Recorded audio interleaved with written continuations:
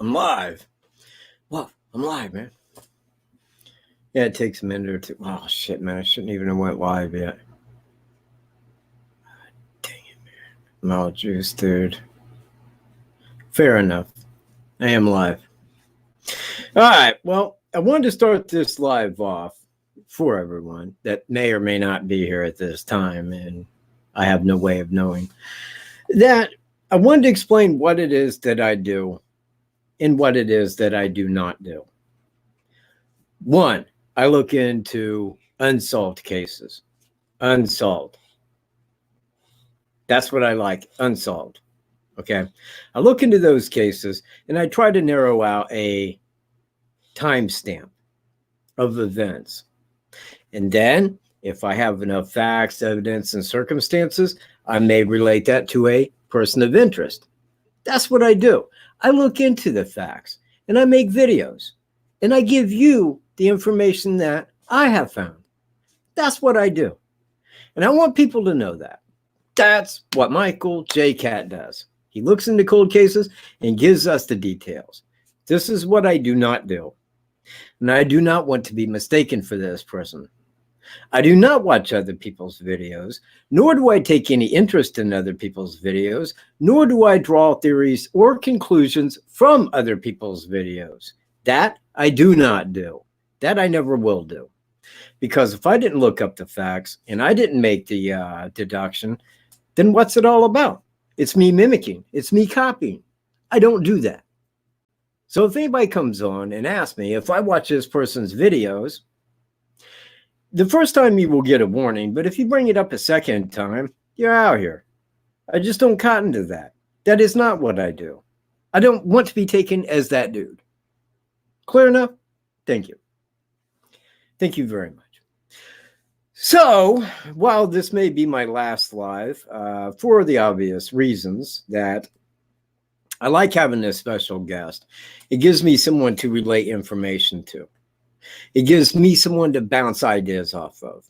I like that, you see. So if I have a special guest, I'll go live. But in the meantime, I'm just going to make videos and put them up. I'm just going to create the video, throw it up here. You can like it or don't. Hey, Blue, how you doing? Glad you made it. Oh, from Tipton, Indiana. Very cool. Very, very cool. Thank you. And you too, Lisa.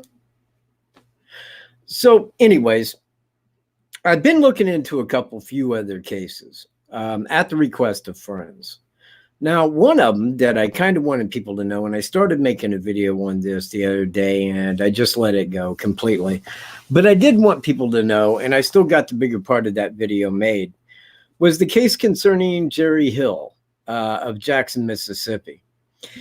Apparently, and I don't know the exact time, and in the video of it, I had all this so that, you and I could make, these deductions together, so to speak. But apparently he had went to the hospital where his girlfriend was, had talked to her for a while, said he was going to go get her new clothes and he'd bring them back. That was the last time the guy was ever seen. He was not seen after that. The guy had 2 cell phones, and currently when you call him, they go instantly to voicemail. Don't even answer. They checked all of his friends, all the places where he hung out. Nobody's seen him since that time. I thought that was very peculiar. And while I don't have a person of interest on that, I did kind of profile through the select pieces of information that I was given on it. And I kind of had I don't know. I mean, not a conclusion, but I did have kind of that last, of my thoughts on it. Also, the case of Adrian Quintal. That's very disturbing. Very disturbing case. Really is, because there's so many unanswerable questions in there. And I think that that's exactly where law enforcement finds themselves with it. It's like in any direction you look, you would think, well, that can't totally be the case, because why would this occur? I can't say that positively. I can't say her and her boyfriend cooked up a scheme. Because for that to be true, Why would her boots and cell phone be on the roof of the place with her gun on the ground under that? Who in their right mind would go out on the roof if you got two men outside trying to kill you and you got a handgun? You'd stay inside. It's logical. You see what I mean? There's like, in any direction you look, it's a like, yeah, but what if? Well, she wasn't abducted. If she was firing through that window and law enforcement couldn't find any evidence that anybody was there, who would have abducted her? It sounded very fishy. It sounded like a concocted story. See what I mean?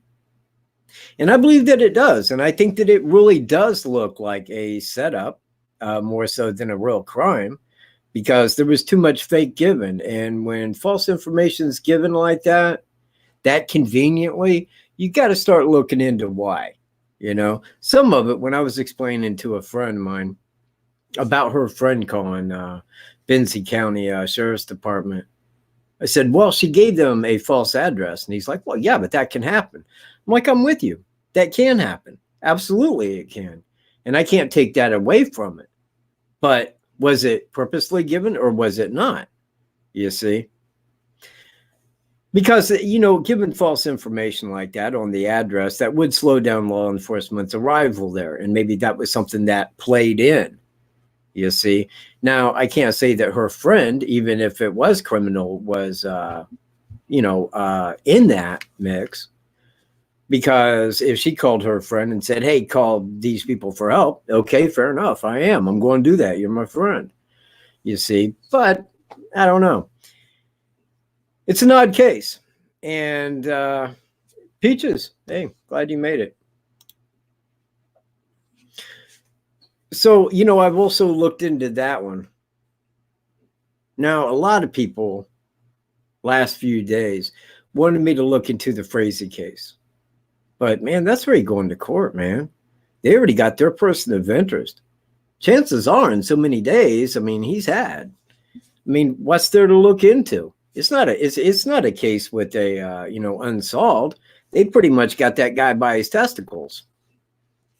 You know, that's just me, but that's the way I'm looking at it. So, people, this week, what I wanted to do was I wanted to start giving a breakdown of the Delphi murders. Now, I thought about doing this each week live because if you look at it, by the time I would complete, we'd be 3 years in.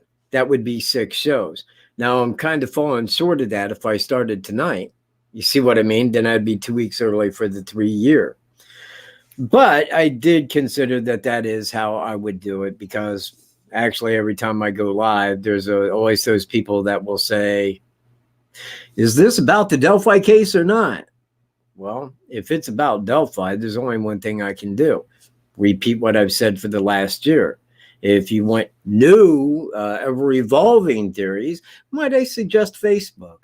Facebook is just filled with forums. Just jolly well full of forums. And you can go there, and you know what? If you got enough time, you can sit down and handpick through all of those theories until you find one that matches exactly what it is you believe, and you can stand on that. Fair enough. And in fact, if that's what you're here for is the next new solid little theory, this ain't the channel for you. It isn't. And I suggest you take off. And if you take off angry, please come back and give me a thumbs down because me and Wolf really respect the views. We honestly do.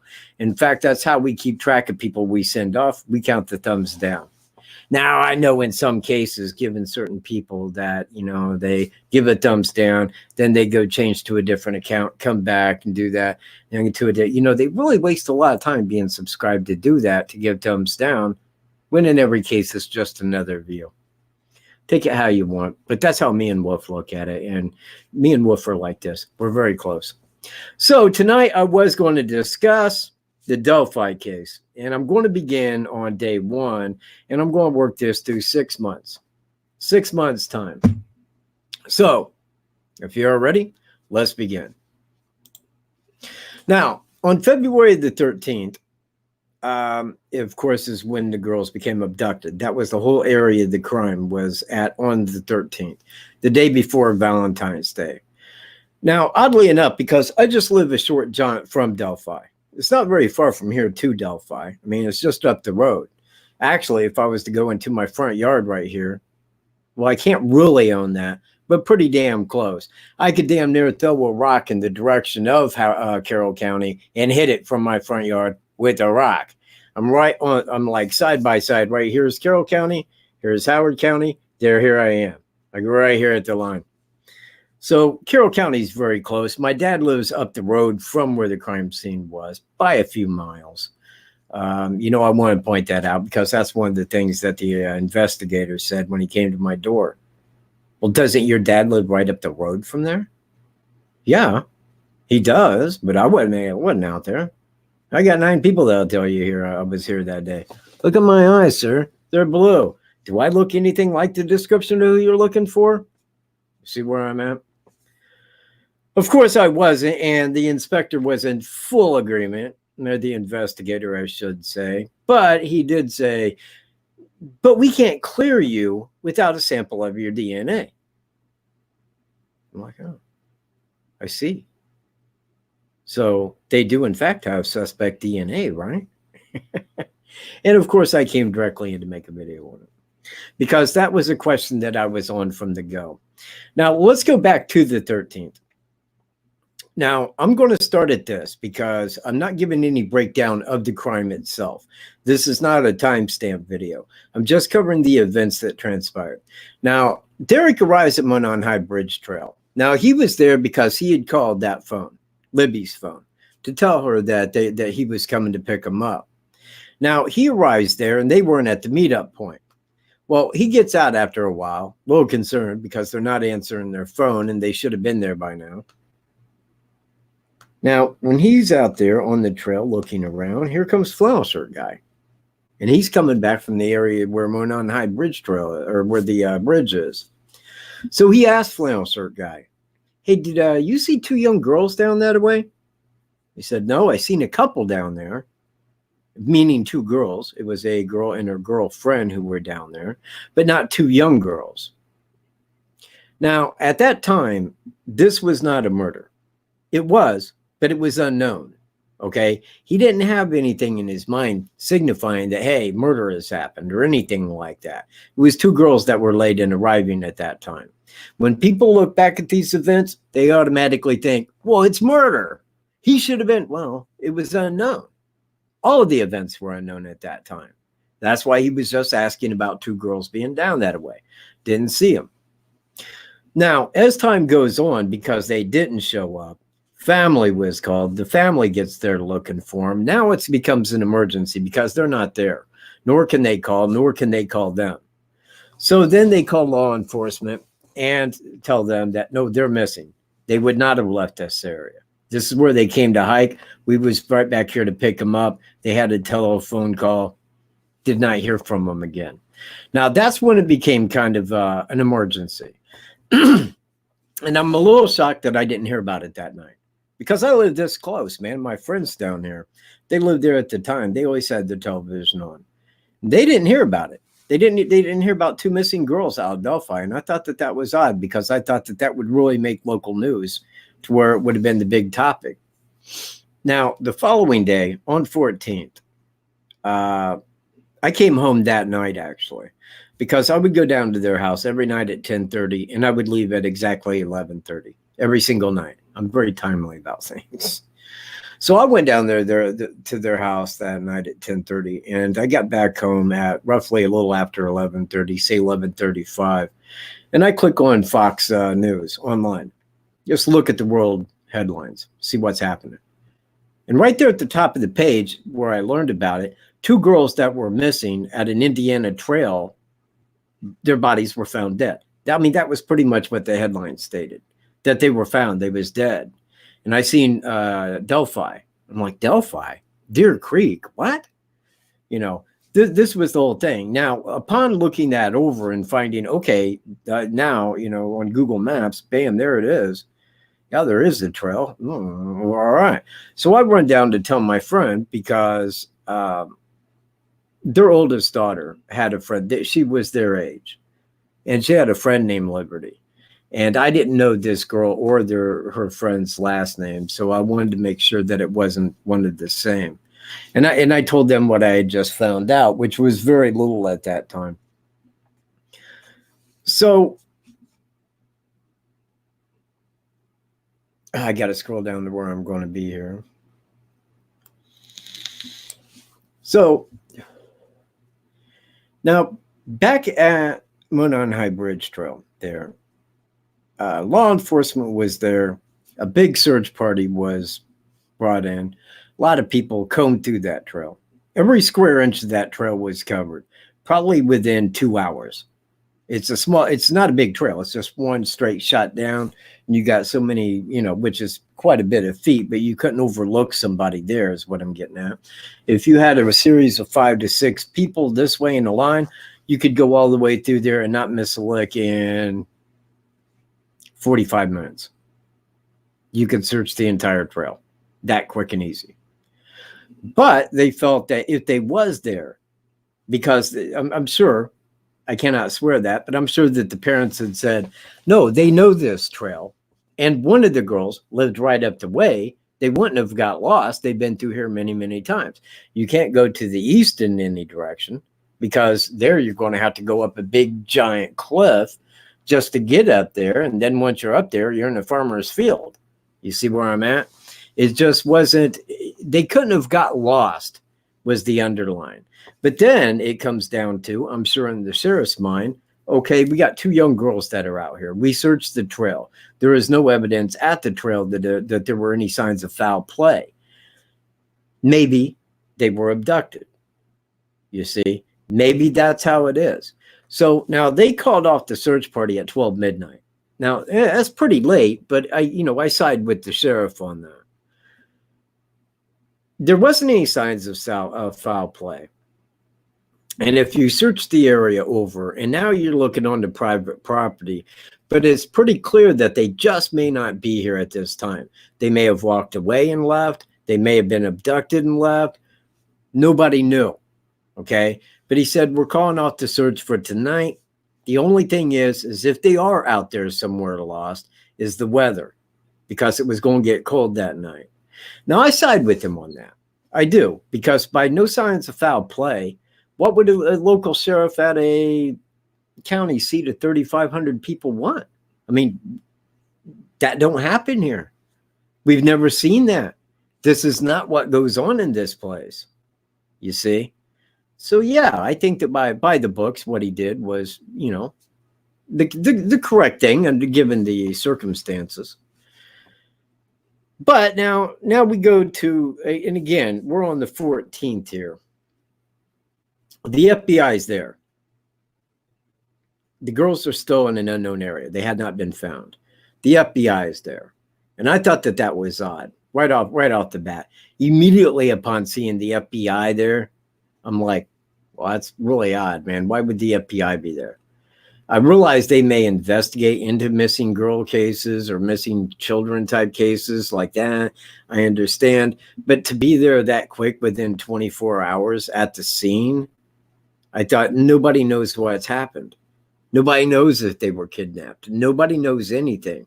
Why is the FBI there making a face toward this? Thought that was peculiar. I really did. Now, the next day at approximately noon, as we know, they were found. The girls were. And again, I mean, I can't touch into that area aside of what I've deducted from it. But nothing further, because there is nothing that anybody knows. Not me, not you. Not anybody on the outside of law enforcement knows those things, nor should we.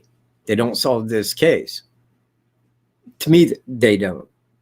I mean, look, man, DNA, stuff like that. Yeah, that's fine. You got DNA there. You know what? That could belong to a kitty cat. I don't know by looking at it. You need software. You need people that can look that over. That is not what I got happening here. I got to use deductive reasoning for every fact, every circumstance, every piece of evidence to draw in line a person that fits those. That's what I do. So on the 14th, after the girls are found, then they have the big press conference, because now foul play is at foot. They see that, man, that, yeah, these girls were as you know, kind of done in. And now they're looking for a suspect in this. Now, again, when I found out, it was at that time. The girls were found. They knew it was foul play. There was no suspect or any other evidence aside of the time that it happened. That was it. Now, in following days, the pictures emerged. The 3 pictures. Hold on here. Oh, hey. How you doing? I'm sorry, I was looking at the other, I was looking at my written sheet where I was at there. But hey, man, I'm glad you're here, Devil Lance. Let me get back to that here. Right. And I need to get back down to where I was at. There you go. A press conference is called, local state. The FBI attend this conference. Now, this is where it was big because now, yeah, we got 2 good dead young girls in Carroll County right here at this trail. You know, a suspect had did this, had murdered them, and left them there. Now, immediately a picture comes out of the guy, 3 of them. And now at first, I think that the one was released. I can't actually swear to that.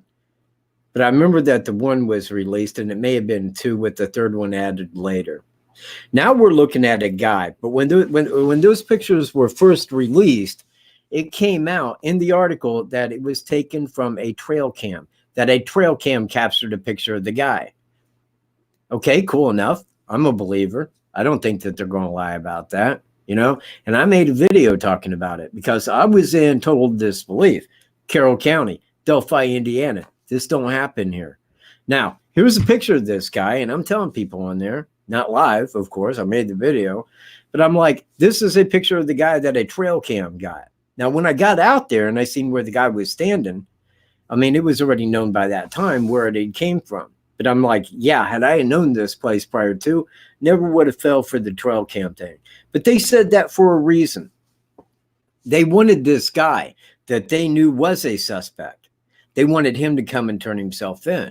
So by saying, well, this a trail cam caught him on the tracks, you know, crossing the bridge. But we know he was in that area at that time, right? They wanted him to come in and go, oh, yeah, I was there. Well, I seen 2 girls, but I had, you know, something like that, because he didn't know, the suspect know that she had caught his video, image, and audio. That's what nails him. That's what law enforcement knew. Now, after they came off of that trail cam story, then they told us, you know, that no, this was actually taken off of a video record on Libby's phone. She turned it on to capture his image and voice, which was a great job, because you know what? Actually, and it was for you and me, the people that was looking into it, and law enforcement, totally for law enforcement. But without that, we wouldn't have any idea what the guy looked like. All we would have is a sketch. That would be it. We wouldn't have any audio. We would have no video. We would have no pictures.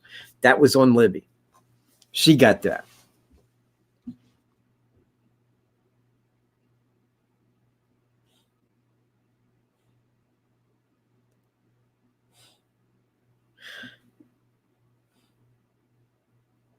Hang on. Yeah, okay, this is where I'm at, 1.14. Oh, crap. All right, now, after they had the images out, then the audio was released down the hill. And at that time, I think that most everybody, man, that knew anybody, that even was a little odd, called the FBI tip line. 46,000 calls, people. That is insanity. That's like every worried mom in the world calling, you know, talking about the uncle Chihuahua, you know. That's just a lot of insanity for that many people to call, thinking that they know the guy. That ain't even the depths of the insanity. You should have been on this side of it. Law enforcement ain't got to worry about everybody texting them, man, about some crazy, stupid crap like I had to. It was a madhouse. I heard it all, man. I need to make a video just specifically on what it is that I did here. That would be a video. So they have this big press conference. They announced to everybody that, yes, there's 2 dead girls. Yes, there's a suspect. Yes, we have pictures. And yes, we have audio. Now, at that time, the FBI's in Carroll County. They're sitting right up in, they're set up in Delphi, man. They got a big satellite dish aimed back so that they're in direct contact all the time with Quantico FBI headquarters. Now, here was my mindset at that time. This is a local guy, man. This is the local guy that went out there and did that. Man, he's going to be strung up, man. I mean, we went through Carroll County, and I seen the FBI where they were at, and I'm like, man, this dude's got to be like shaking in his boots, man. He knows he's hit. Time kept going. And time kept going. And time kept going. And time just kept day by day, by week, by month. Until I'm like, man, wait, man, what's going on? Now, wait a minute. Somebody went and did that, and the FBI can't like use their CSI, their investigation, their forensics. They had like no investigative tools. I mean, like, how could this have transpired like that? Why isn't this guy caught? Well, I was under the same impression as the rest of the world, and I had brought that forward to Sheriff Lesenby. You guys never mentioned the vehicle, not one time. Yeah, you're right. Yeah, we never did. And that was kind of his reply to it. Yeah, never did mention the vehicle.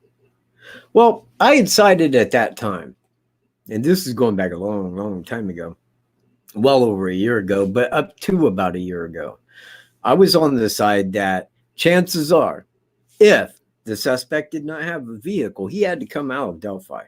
He had to walk out of Delphi, down the tracks to the trail, cross back over, hit that trail, walk across the bridge, walk the trail down, commit the crime, walk back across the bridge, go back up the Grassway, hit the railroad tracks, back into the residential part of town, because he wasn't seen on the highway.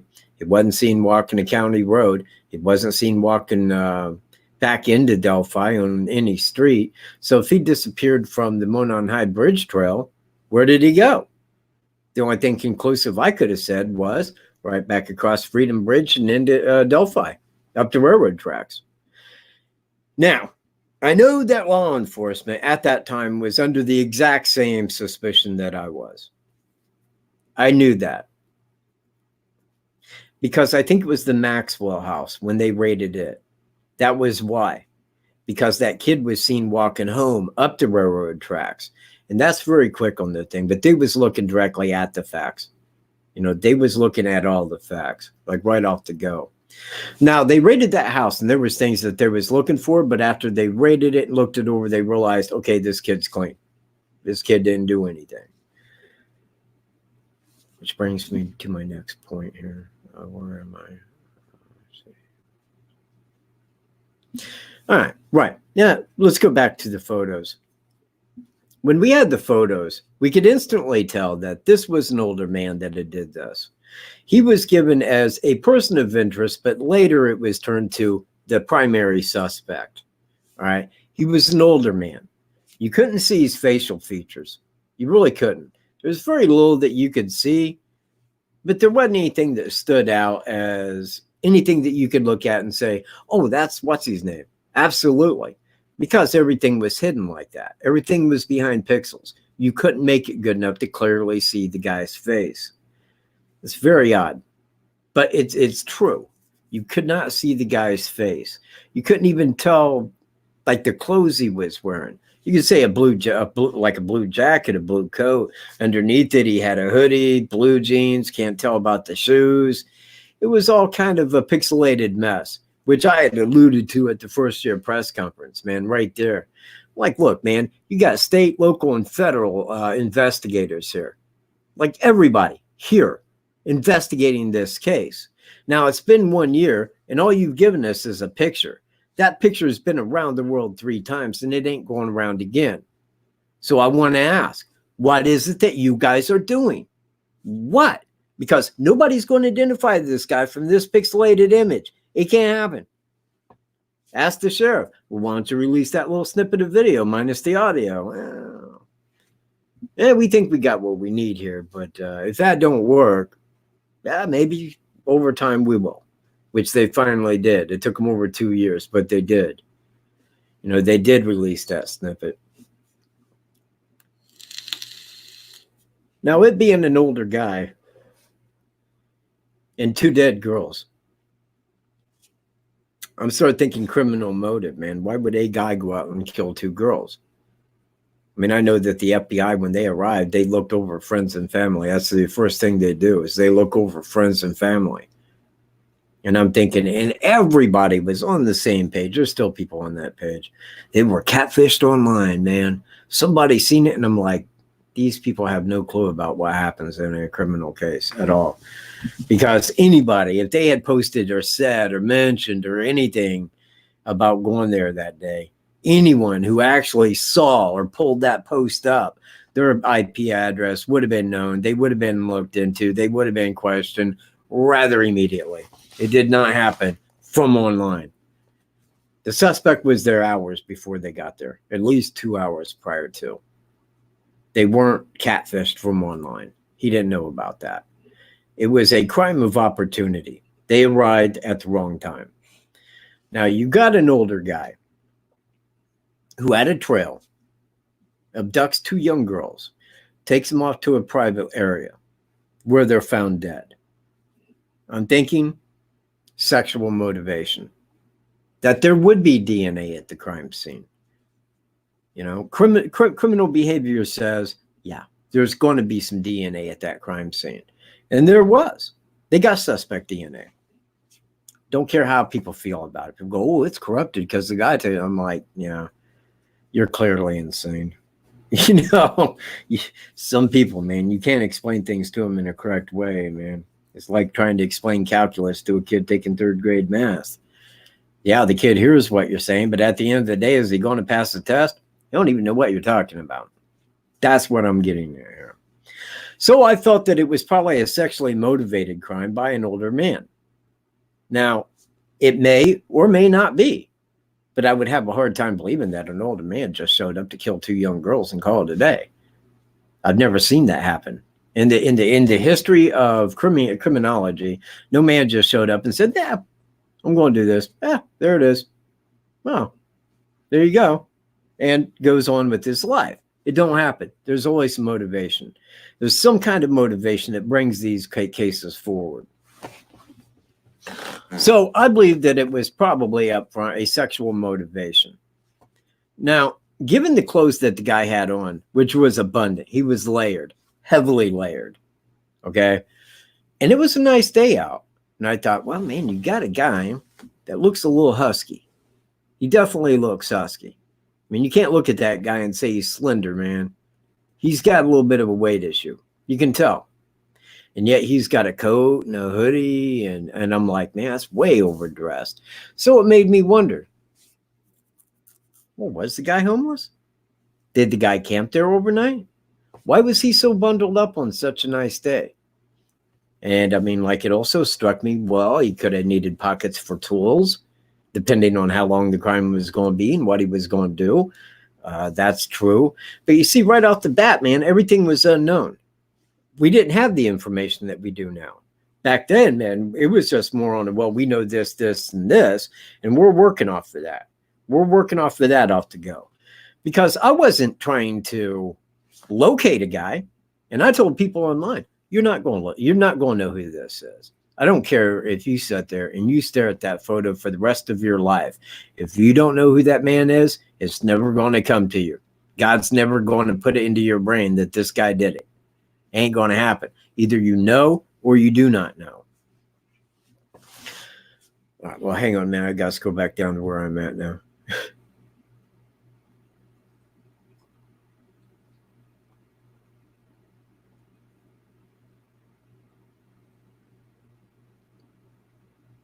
Yeah, I can bypass that part there. But Ronald Logan, you know, let's go to Ronald Logan for a minute. I think that the very first person of interest to be brought forward was Ronald Logan. Now, Ronald Logan's house was raided by the FBI, but this happened for a reason. When the FBI asked Ronald Logan where he was at that time, I forget in which way it went.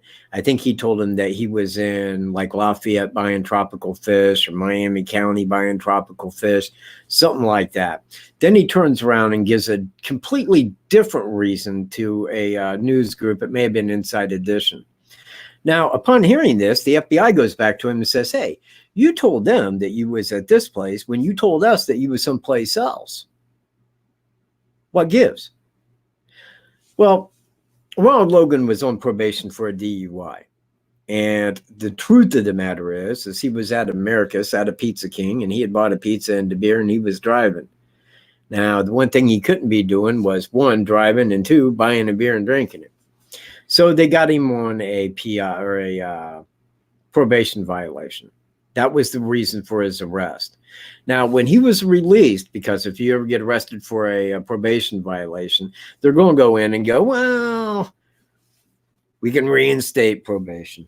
We'll do that. We'll give you your probation back. But remember, you got to play by the rules, dude. I promise, I swear. Well, so he returned home. Now, upon returning home, what did he do? He got a little drunked up, man, and he went and got in his truck, and he drove out to the dump, and I got rid of his garbage and so forth. And wouldn't you just happen to know the FBI had him tailed? Yeah, they knew all about it. Went right to his house, man, raided it. Completely raided his house looking for anything that placed him in connection with the two girls that were murdered. And I knew that, man. I mean, like, all you had to do was look at the bridge guy. You could tell he wasn't a 77-year-old man. Anybody that could look at bridge guy and go, yeah, that's a really chubby little, middle-aged man there. Not quite. Oh, man, Ron Logan is 77, man. He damn sure wasn't crossing that bridge to do that. It was just obvious. I could explain that all night and day. I mean, it doesn't really matter to people. People believe what they want. Trust me. They don't really look at anything as how it would really happen. They look at it as their imagination gives. That's all people do. Yeah, it was very bizarre, man, when I came to that conclusion. But there was that day when I'm like, wow, nobody really understands this case. Nobody does. Nobody can look at this in a correct manner. They can't. They don't know how, maybe. I don't know how better to put it, but there it is. Let me get down to where I was at here. I already covered that. Yeah, and I did call at this time because after so long a time, now this is pre-DNA. Now, like I had started off with, my whole thing with the DNA came about like this. I had figured up front that there would be DNA at the crime scene. That was one of my first conclusions that I had gotten. It's like, yeah, criminal behavior says this is probably sexually motivated. That being the case, chances are there's going to be DNA at the crime scene. Now, I called Sheriff Tobe Lesenby, and I had asked him about many things in that interview. It's on my channel here. Probably one of the very first videos I put up. And I asked him about that. Well, do you think the guy's local? Well, maybe. I mean, we're looking into that. But perhaps. So, well, do you have DNA? Well, yeah. We're kind of at the mercy of the labs on that. Okay, all right. Well, I'll give you that, All right. Well, it had been like, I forget, man, maybe up to a month after. And I asked him about how the FBI was helping with the case. Well, one with investigation, CSI, forensics. And I'm like, forensics, right. Okay. Now, if you got FBI, the FBI doing your forensics, and you have DNA, I think even on a hot track, I mean, like, what are you looking, 8 days to know? Right. No, yeah, I see what you're saying. Sure, yeah, but no, well, yeah, blah, blah, blah, blah, blah. But never answered the question. You see where I'm at? So he was basically not saying outright. And I understand why, because, I mean, like, look, man, this is me. This is Michael Cat here, right? He ain't going to tell me. He's going to wait when they pop that news and give it to the media all at one time. He's not going to hand it off to some guy that's got a YouTube channel. He wants to hand that out to, what's his name? Rafael Sanchez, the investigative reporter. He gets the first question every time because he works for a news group. Go, Rafael. Me? No, I'm a piece of crap that don't get into the second year. They don't want me in there. They know what I'm going to say. They know what I'm going to ask. They don't want any part of it. They don't. They know that relies too much on what they don't want to give out. Back to my list here. So after I had called him, and this was sometime later because somebody had told me online, yeah, dude, you know what? They're over on Facebook and they're making you and your friend look real bad that you guys were out there and you did it and blah, blah, blah because of your hat. I don't care. So what? Trolls, man. Let trolls do what trolls do. Trolls show up. Trolls douchebag. Trolls don't read correctly. They can read, but not correctly. I mean, there's a big difference there. So they turned me in. Whoa, big freaking deal.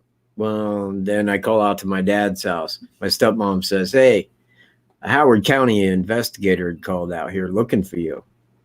So what did he want? She had something to do with your aunt. Like, my aunt? I got one aunt in Howard County, man. She's like in the 80s, man. She's in a wheelchair. I mean, like, believe me, man, she's not out breaking the law where, investigators going, well, that's what he said. All right, well, okay, cool enough. Next day, blah, blah, blah, blah, blah, somebody's knocking at my door, man. I go outside. I see the guy. Now, mind you, he was in a standard car, not a police car. He was in a normal type dress anyway. It looked more casual, not super casual, but more of a casual. And, he's knocking at my door, and I thought it was the pool inspector, county people wanting money for nothing. So I was very angry. I had not had coffee. So I yelled at the guy, man. I'm like, hey, why are you pounding on my effing door, man? Like, was it, until he turned sideways, seen the badge, and I quickly became apologetic. Okay, man, I'm sorry, sir. I thought you was somebody else. I really did. I thought you was the pool guy. I don't like them. So I says, what is it you want? I mean, my aunt? What do you need to know about my aunt? It's like, oh, this ain't about your aunt, dude. It's about the Delphi murders. I'm like, okay. Well, what do you need to know, dude? Where was you? Here? You got anybody that can state that? Yeah, everybody that's there. Everybody. They'll all tell you. Well, don't your dad live just up the road? Yeah, a few miles, but I wasn't out there. She ain't been out there in at that time like a couple of months. I said, man, look at me. Look at me. Look. Do I look like a rich guy? Do I? No. So, man, when you see me, you should have just said, wrong house, have a nice day. So the guy's like, no, I'm with you. I understand what you're saying, but we can't clear you without a DNA sample. Like, yeah. So they have suspect DNA, huh? Well, you're not getting my DNA. Well, they might want your DNA. So that's fine. Man, if they can walk in there and say, we have evidence pointing directly to this man, directly to him, Your Honor, and we need a warrant so that we can get his DNA. I said, you tell them if they get a judge to sign onto that, tell them I'll own their ass. Tell them I said that if you don't mind. All right, okay, all right, fair enough.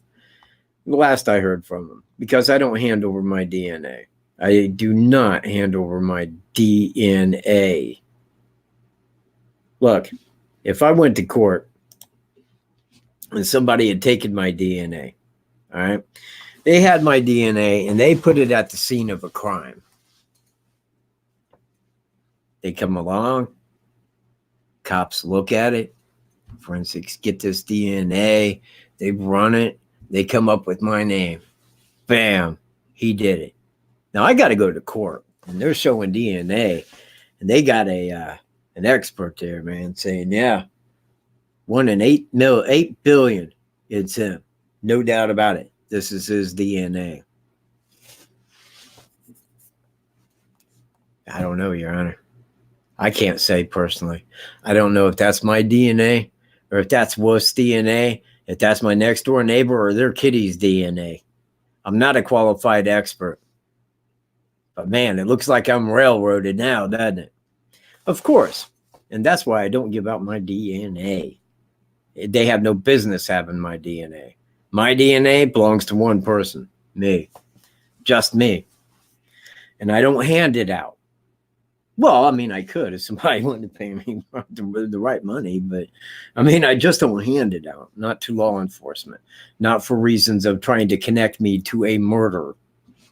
So anyway, I told him that, and they never did come back because the investigator knew exactly what I was telling him. Yeah, it ain't me. You can clearly see it's not me. Anybody that said different is just a lying joker, a troll.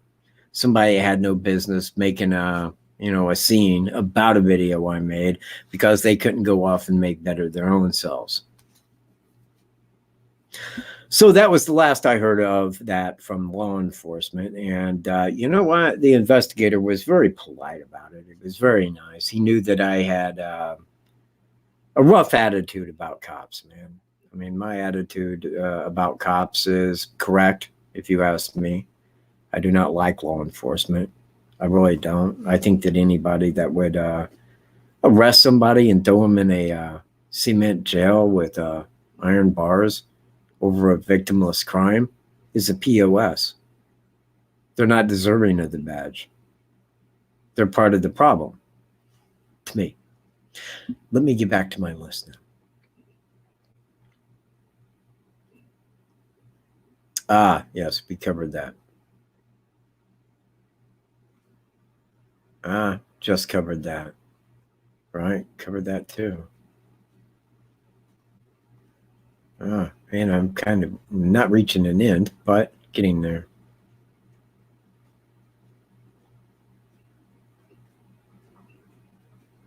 So, back to the subject at hand. Now, as time went by, once that inspector left, I made a video.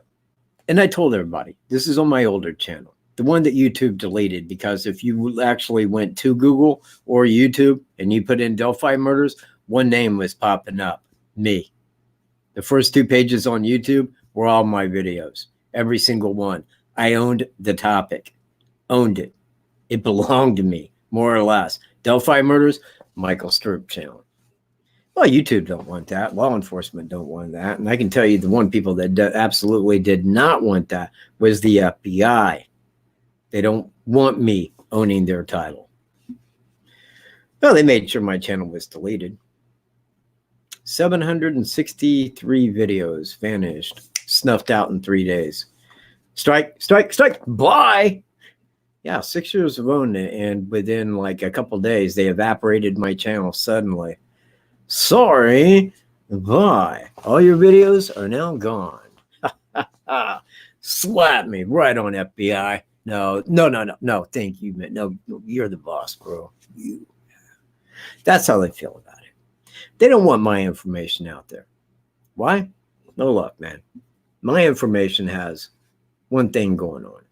It is by the facts of the case. It is from the evidence of the case. It involves the circumstances of the case and everything underlying and how it all connects to make a bigger picture.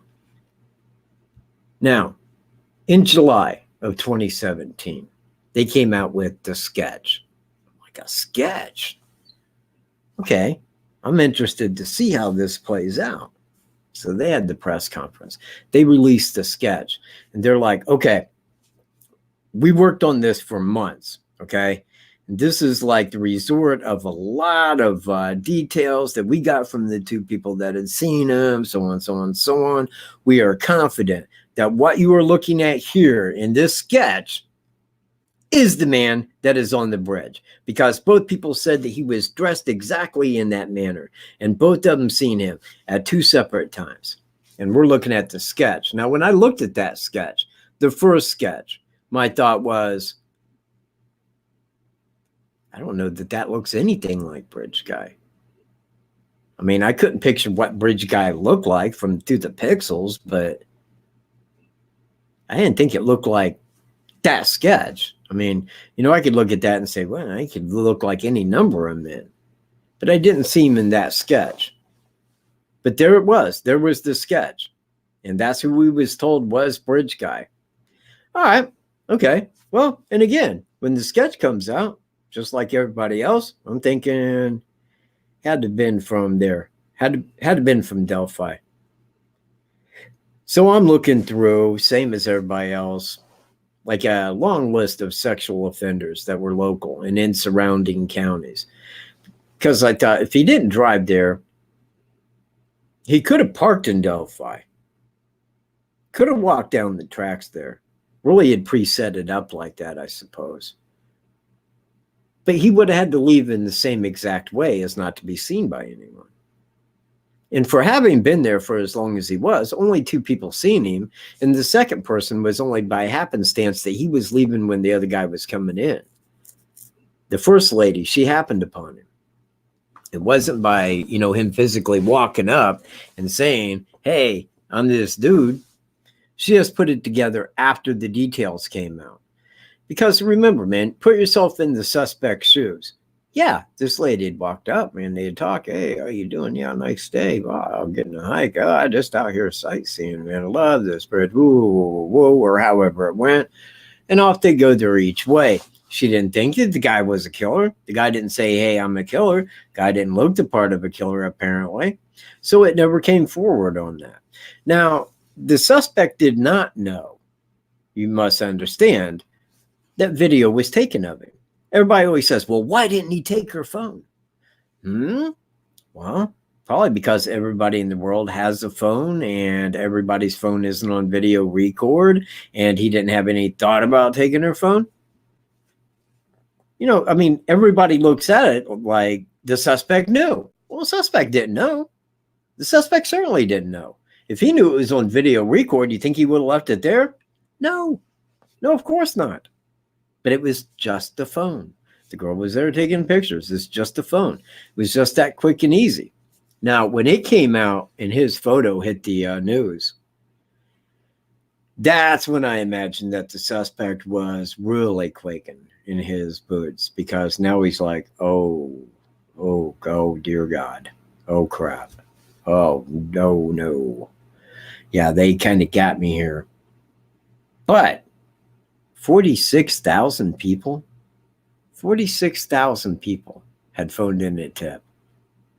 The entire population of all of Carroll County, not Delphi, not Flora, not any little burg in between, the whole county, 20,000 people. But as of right now, 46,000 have phoned in. That's more than twice of all of Carroll County has phoned a tip in. How many were correct? I can only think of one that was correct, but I only know that because I made it. None were correct. What was hitting the news was the amount of people that was being arrested on old warrants because of this.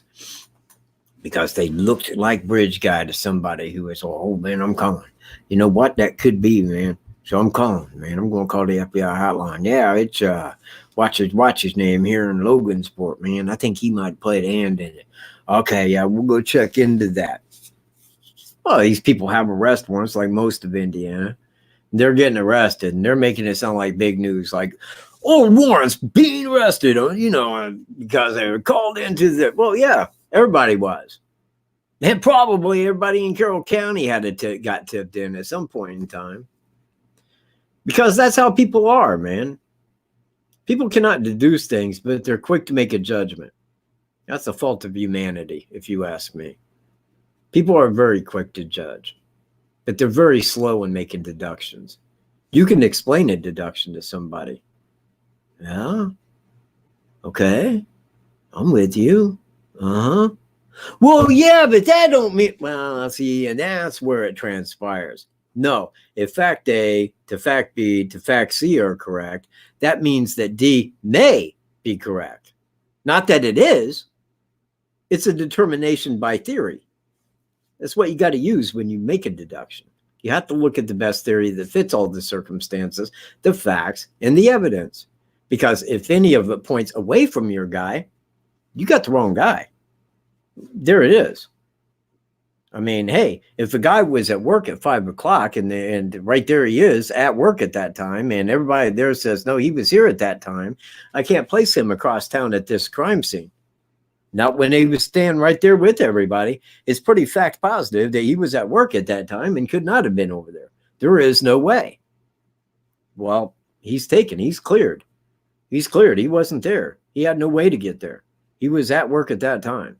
There it is. But if you've got to find somebody who was not at work at that time, somebody that had called off at that time, somebody who, you see, you've got to cover every single aspect of this. Well, after a while, after the sketch came out, that's what began to happen. Then I'm like, okay, man, look, this is 6 months in. And I figured that this guy would have been arrested 6 months ago. Now, I was looking for, and this is at that same time on my old channel, it's exactly what I related to everybody. Isn't nobody just going to call them up and get it right? Because look, no one, nobody, not in Delphi, not in Evansdale, nobody's going to get that $250,000 reward money on each case from the FBI. You have to call them with information that leads to his arrest. You got to give them information that will get an indictment upon him. And thirdly, after he's convicted, given the information that you gave to obtain the first two, then you would receive that money. Well, unless you looked at that photo and said, oh my God, I'm calling the FBI. Well, you can call him and say, yeah, it looks just like him. Okay, cool. Well, yeah, but the information you gave us didn't actually lead to the charge. We had to get that information from him and then prosecute. You don't get the money. There's always a way out for them with the FBI. That reward money, I don't know what they do with it. Probably go to Jamaica or Hawaii or whatever. I don't know. But no human being's going to get that money. I just want that known. So all this reward money grew. And everybody's looking at, oh, if I just call that right person in, and it's somebody out there that's online, and the FBI would totally overlook them for some reason. But me, I got it in my head that I can call them up and I'll get that money. It was a waste of time. Nobody is going to get that money. And I told people the only way that we're going to know who did this is through the media. That's it. We would have to be given a person of interest to look into. Well, that's how it happened for me. Now, firstly, and this is right after the 6 month mark. I think that this was like the 8th month mark because it happened in February. So you take 1 month out. And in September of 2017, Daniel Nations was arrested. And I believe that was in Teller County, Colorado. Oddly enough, the same identical county where Frazie's on trial. Isn't that weird? Isn't it? Isn't that very bizarre that Teller County, Colorado would hold two different people, man, that people contacted me about looking into? Very odd to me. Yeah, I'm not looking into the Frazee case. Like I said, that's open and shut. That ain't an insult, man. That's just looking into a case to give a say. I mean, it ain't about getting views for that. If I get views, it's because people are coming here looking for facts. Nothing else, nothing more. That's it. If you want the facts, you want the circumstances, you want the evidence, that's what I'm looking at. I know it better than anyone, anybody online. I know it less than the law enforcement officers that are working the case. I mean, they got the full amount of everything, and that's good. That's what they need because they solve the crime. They're the ones that you see where I'm at. That's how law enforcement operates. You got your cops, your investigators, your detectives. You got your people there. You give this to the prosecutor. The prosecutor then gets a grand jury indictment. And then they file the charge against this guy. It's all in a protocol. Me, I just hand you the information the way that I see it. Was I law enforcement? I was military police. If that means anything. For 4 years of my life, I was military police. I did my time, got out. I took 2 years of criminal investigation while I was in. What does that mean? Really? Nothing. But I do know what law enforcement does. That I can tell you.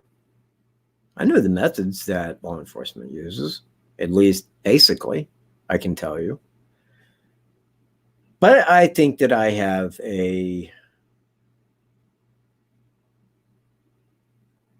always try to phrase it correctly.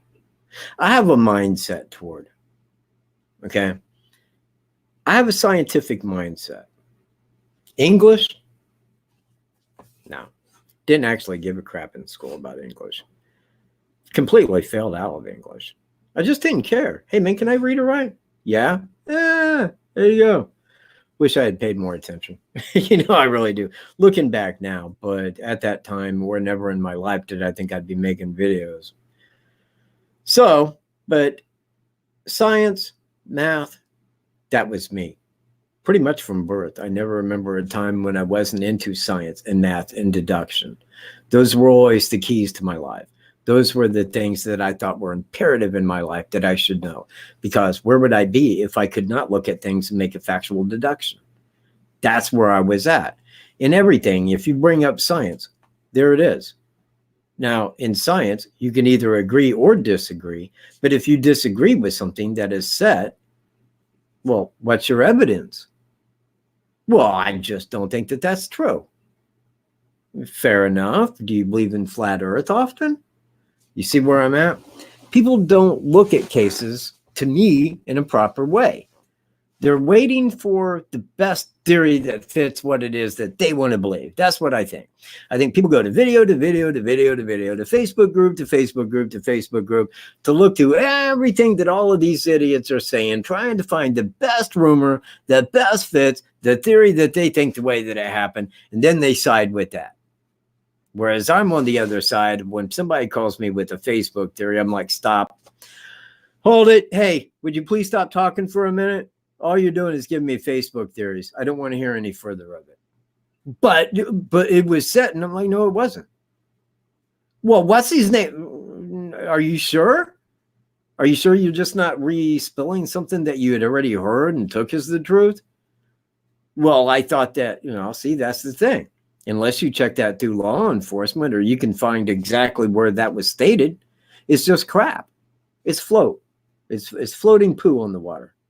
That's what rumors are. Now, when I give you something, mind you, it is theory. If it has not been stated by law enforcement to be true, it is theory. It is speculative for that reason, because you got to speculate. You got to look at all the facts, every fact. There can't be a missing fact, because if you overlook a fact and then it doesn't pertain to your guy, well, you're kind of dead in the water. What you're holding is a bunch of garbage, more or less.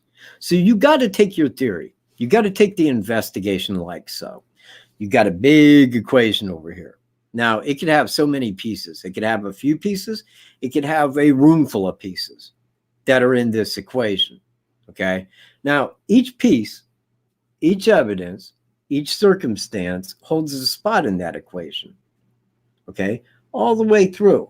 Now, in Delphi, we got a list of a lot of protocol that fits this one person of interest. It is a singular person of interest in the Delphi murders. But once you're looking at all of this, you got to fill in every single aspect of that equation to make it equal a person. And even when you filled in all of this, everything, let's say as an example, the video of the guy walking across the bridge was very clear and we could see him as plain as day, where I could see his face. Would I know who did it? Now I would, yes. But off the bat, no. No, absolutely not. Because if I seen his face, I would be like, I can see his face as clear as I can my own. The difference is, I don't know his face. I don't know whose face that is. So I'd be dead in the water. I mean, like, yeah, I got all of this and I can see his face, but that doesn't tell me what the man's name is or who he is or why or what. It leaves all of that left out. So I filled in almost all of this, almost all of the equation. There are the things that I can say I cannot do. I cannot see his face clear in the video. Nobody can.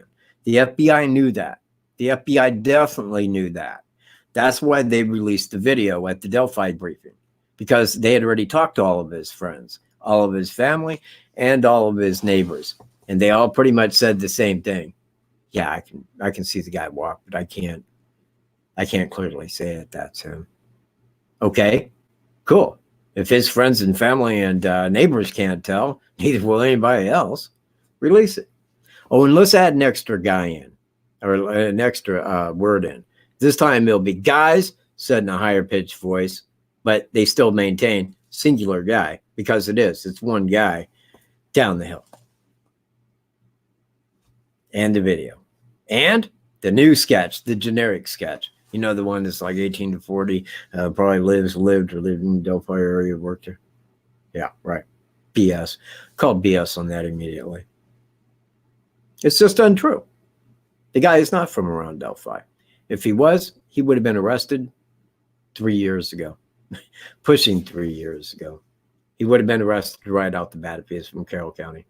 Even if he was from Carroll County, not even Delphi, he would have been arrested ever and ever and ever ago.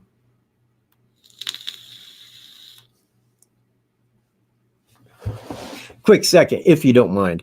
A very quick moment. And I knew it as soon as I sat down, too. Because as soon as I sat down, I seen I was out of juice. Give me a quick second. Just need to refill. Be right back in a quick minute.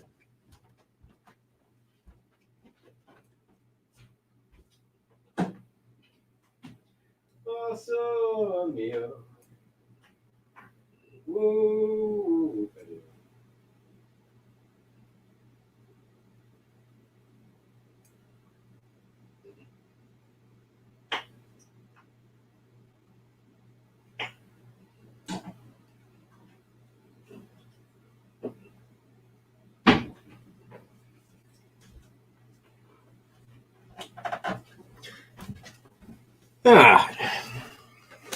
They got my juice. Thank you all for holding.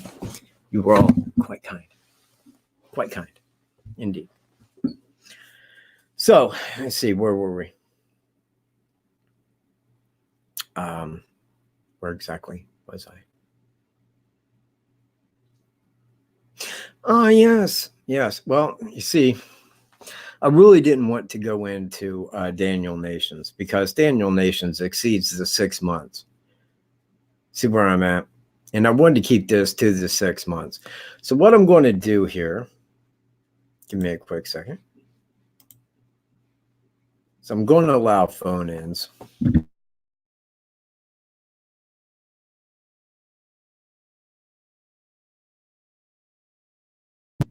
Accidentally muted. My bad.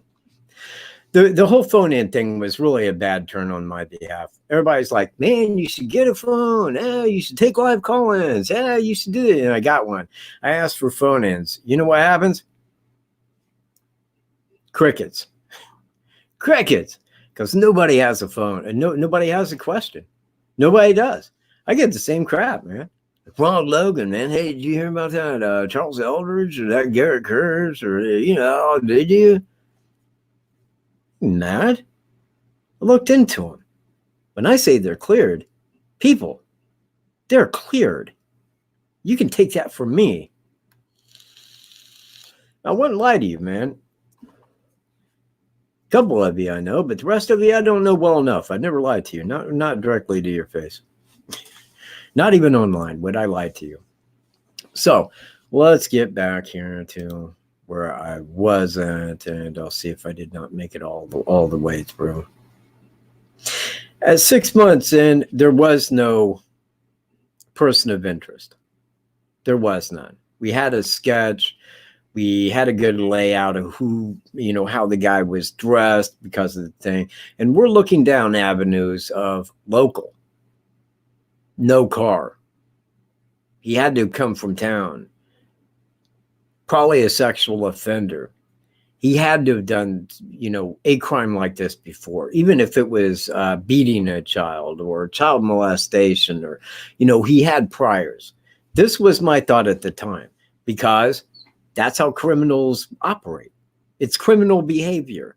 If you go off to a small trail to go kill 2 young girls, be it whatever motive, chances are you've had this in your criminal past. That's normally the case. An older guy, 2 young girls dead, chances are probably a sexual offender to some degree. So I'm looking through the sexual registry and I'm trying to find people that match a description. I'm trying to find people that, and I'm looking through the same thing that a lot of other people were. Now, I didn't find anybody. And I found a guy that I thought was at least similar in a way looking, but that's as far as I could go. I mean, I would never call law enforcement and point to him, but even at that, what happened, as everybody knows, I believe, was the first year press conference, which seriously exceeds the 6-month mark. But there was a big turning of events there because Daniel Nations, who was arrested in Colorado and was pointed to as a person of interest because he was an Indiana sexual offender who was on the run in Colorado at a trail and was threatening people with a hatchet and had a .22 in his car. Okay, fair enough. Fair enough. He's a person of interest. Started looking into him. Well, found a lot of things, man. Found a lot of things because being a sexual offender, almost all of his stuff was sexual offenses. Main part of it was public masturbation. That was his big go-to. Walmarts, truck stops, women's bathrooms. He didn't care, man. Trails. He didn't care where it was, man. That guy was some kind of masturbating junkie, man. He couldn't wait to go out in public and do it. But each time, each individual case that he had kept progressing upward.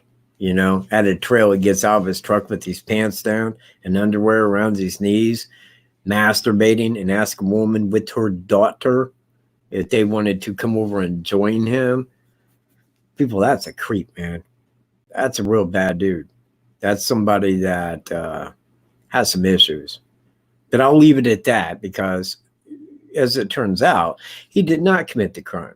Now, I and another person, as you guys know, was kind of looking into it at that time. And we felt that there was, in good probability, that he could be the person. But we had talked to Daniel Nation's wife, and I believe law enforcement as well concerning in one case. But after the first year press conference, when they brought him up, and that was Doug Carter, well, we went out to Colorado and we sit down and we talked with Daniel Nations. I'm like, yeah, it's a lie. They never talked to him. I was on the phone with Daniel Nations. I knew they didn't talk to him, but I knew he was telling you guys that is a lie. Seems weird, doesn't it, that law enforcement would lie about such things, but then we trust them. It's highly peculiar to me. I never trust them. I don't trust him over anything. I really don't. But anyway, he says, we went out to Colorado and we sat down and we had a long talk with him. Well, no, actually what they did was they waited for his cases to end.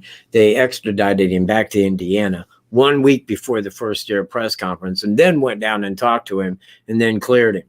That's how it worked. So they cleared Daniel Nations and pretty much said that at the first year press conference. All right, well, we had put a lot of time into that. We had put a lot of time into those videos and our conversations and looking this case over. And we was kind of let down that it wasn't him. However, after the press conference is when I talked to Trooper Riley, who told me, well, look, it's like the suspect had never committed a crime before. And of course, I told him, I'm like, well, because his DNA don't match in the database. Well, I can't speak on that but maybe he has committed a crime, but we just can't find no trace of him. Think about that. Think about it with me. You got DNA of a suspect. We know that. That is fact. They have DNA of the suspect. Now, by DNA, can you tell if a person had never committed a crime? No. You can tell some crimes that they didn't commit, the ones that they would take a DNA sample because you committed, but to say it's like the suspect had never committed a crime, we can find no trace of him. Well, that implies more than DNA. You bet it does. it positively brings other things into factor. Fingerprints. There's only two things that you can actually look at as far as a person committing a crime: DNA and fingerprints. That's it. Now, with DNA, you can say, well, we know he hasn't committed these certain crimes, but for a state trooper to say it's like he never committed a crime, then I draw in fingerprints, which I do believe were there positively. And I said that since the first year. Fingerprints were at the scene, because there would be no other way for him to say that in all positivity unless they had more than DNA. And the only thing other than DNA they could have had that would have pointed to a person that they would have been looking at legally would be fingerprints. They have fingerprints. You can take that as a deduction. I could have gave that to you at the second year press conference. There it is. I believe that they have fingerprints. You may disagree and say, if they had fingerprints, they'd have it. Fine. Well, hit the road now. I don't want it to have the banned. That would seem wrong to me, to ban you for having a disagreement. You are totally free to have your disagreement, but take it elsewhere. I don't want to hear it, nor do I want it brought up on my channel. And if it is, you will be escorted to the door. Am I not correct? Thank you. I believe that they probably, and hear what I'm saying, probably, because this gives the thing of up to a percent of, most likely, have fingerprints of the guy. The person that I called the suspect, I have named him a few 100,000 times on my channel in the last year. He was arrested in St. Louis. Now, when he was arrested, they got him on first-degree murder. But he was dressed like Bridge Guy when committing that. He looked like the sketch. And he had never been arrested in his past. Never been caught committing a crime. That was peculiar to me. And they called Carroll County. They talked to Sheriff Tobe. Ring-a-ding. Hey, this is St. Louis, man. We got a guy down here. Kind of fits your billing, man. He was dressed like Bridge Guy, man. Committed first-degree murder. Okay? Looks like your sketch. Not only that, he's never broken the law before. I'm sure that struck home with the sheriff. Like, okay. All right, man. Yeah. No. Send us pictures. We want to take him to the guys that have seen him. See if it matches. All right. Well, here you go. Fax the pictures. He takes them to two people that seen him. Hey, is this the guy you've seen? Is this right here? Is this the person that you feel that you've seen that day? See where I'm at? That was kind of the beginning there. That's what brought it to my attention, was them calling Carroll County. That's why he stuck out in my mind, because when I heard that they had reached Carroll County, I thought, well, it's got to be big. There's got to be a reason why St. Louis police would call Carroll County about a guy. I better look into it. I better check in and see what they're looking at. Well, when I pulled the guy's name up, first thing that I came to was his mugshot. His mugshot. His mugshot could not have been more D.O.B. the sketch. I mean, it was like it was taken straight from his face, right in his eyes. You could tell. You could immediately tell that, hey, whether this guy is a suspect here or not, by him being dressed like Bridge Guy and looking like this sketch, aside of the fact that he had never broken the law in 53 years, that's utterly amazing. Simply astounding. And then to go in and commit first-degree murder. Sexual acts on women. Like, yeah, that's kind of crazy, man. It's very odd. Now, I started looking into him at that point. I started digging deep. Started looking through everything that I could. Bam. He filed bankruptcy in January of 2017, 1 month prior to the Delphi murders. 1 month prior.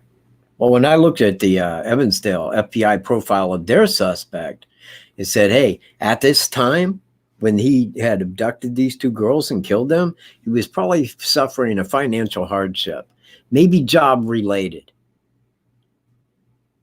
Well, yeah, he did. He filed bankruptcy and resigned from his job prior to these.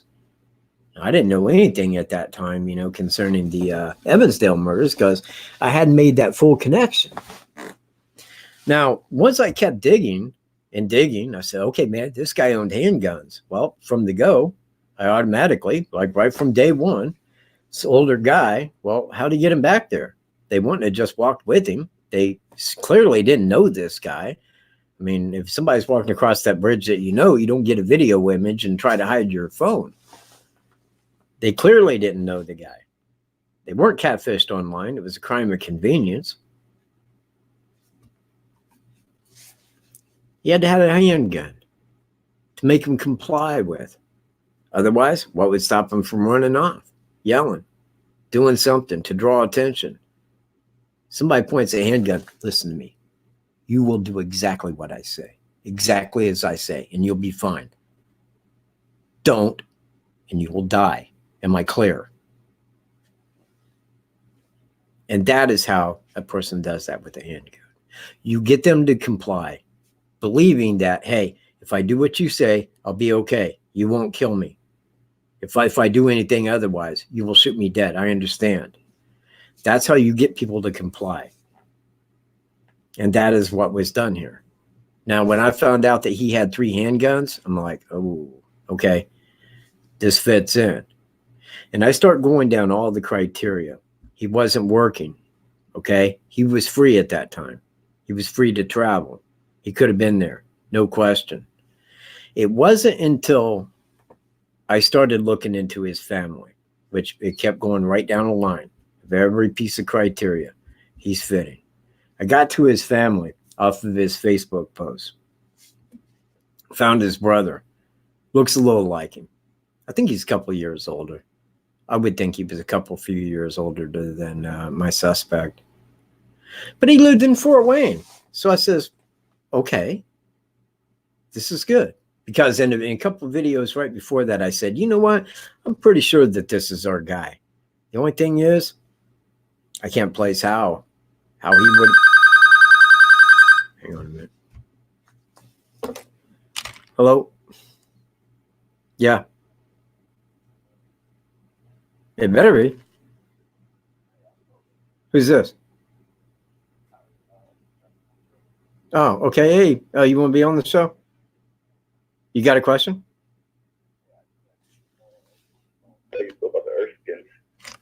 About what?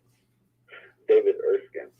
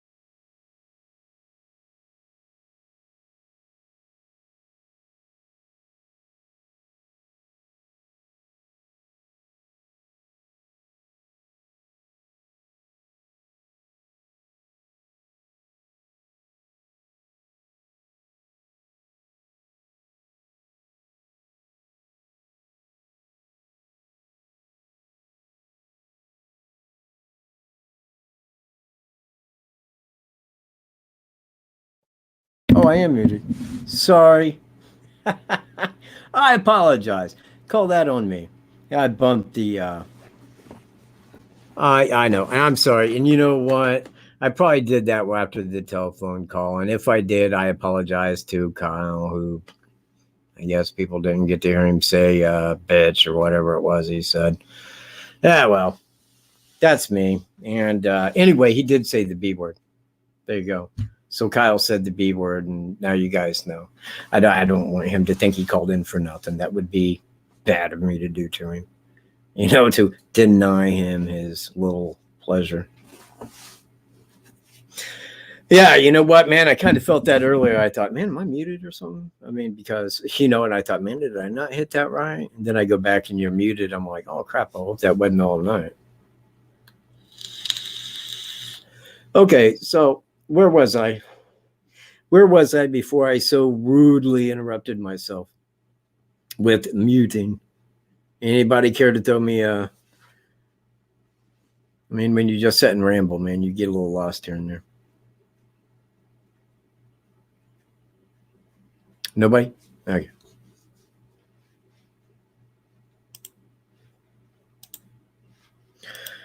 So,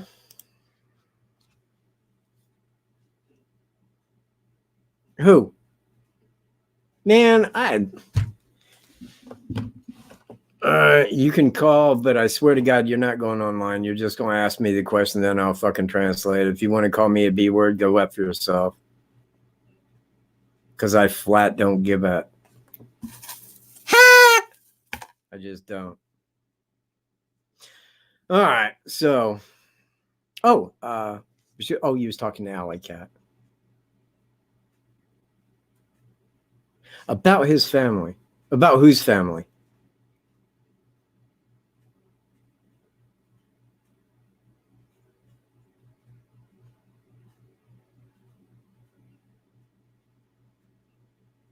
Well, do you know the number? Look, man, here's the number, dude. Right here.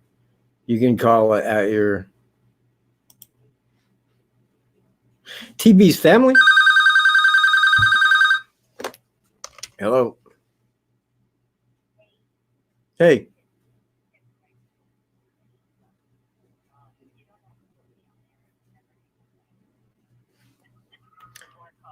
Name. All right, now you're cool. Go ahead.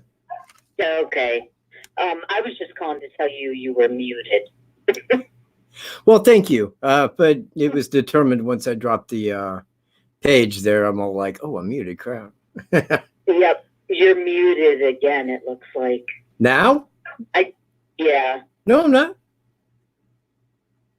Oh, how funny. No, there is a delay. Okay, yep, it is a delay. Okay, I just wanted to let you know. Oh. I do want to ask about the FBI, though, that night. Were they there the 13th or the 14th? Were they there the same night the girls went missing or were reported or the next morning? It's a good question. Do you know? I know that they were there the next morning, but I don't know at what time they arrived.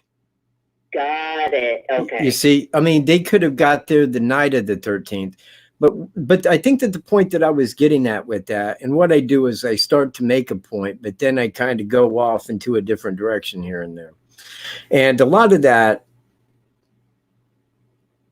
okay, the reason that I feel that they had arrived in Delphi and was there on day one before the girls were found, because of the way that it fit to Evansdale.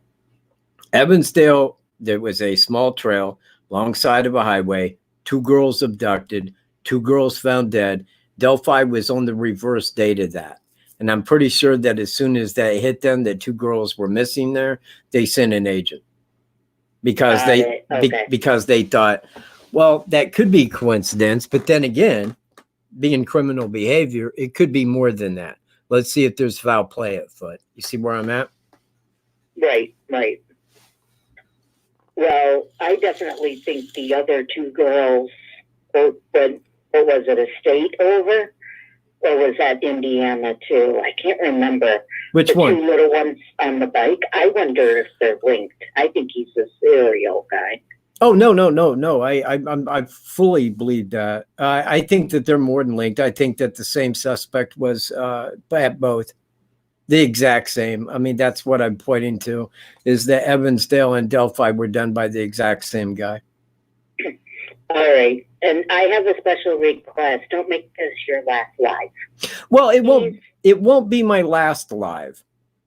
It won't be my last live, but what I'm saying is that, you know, I kind of looked at this in various ways. Like I could run a 6 month to 6 month to 6 month to 6 month over 3 years, right. And that would be 6 shows. But, you know, I would fall short of that by 2 weeks. Okay, good. Just checking. All right. Well, I appreciate you calling. No problem. You have a good evening. Bye. You too. Bye. That's good to hear from Crime Sleuth. Okay, so now right back to where that I was. I think that the reasoning behind St. Louis calling Carroll County concerning TB, the person that I call suspect, I think that the reasoning of it was for this reason.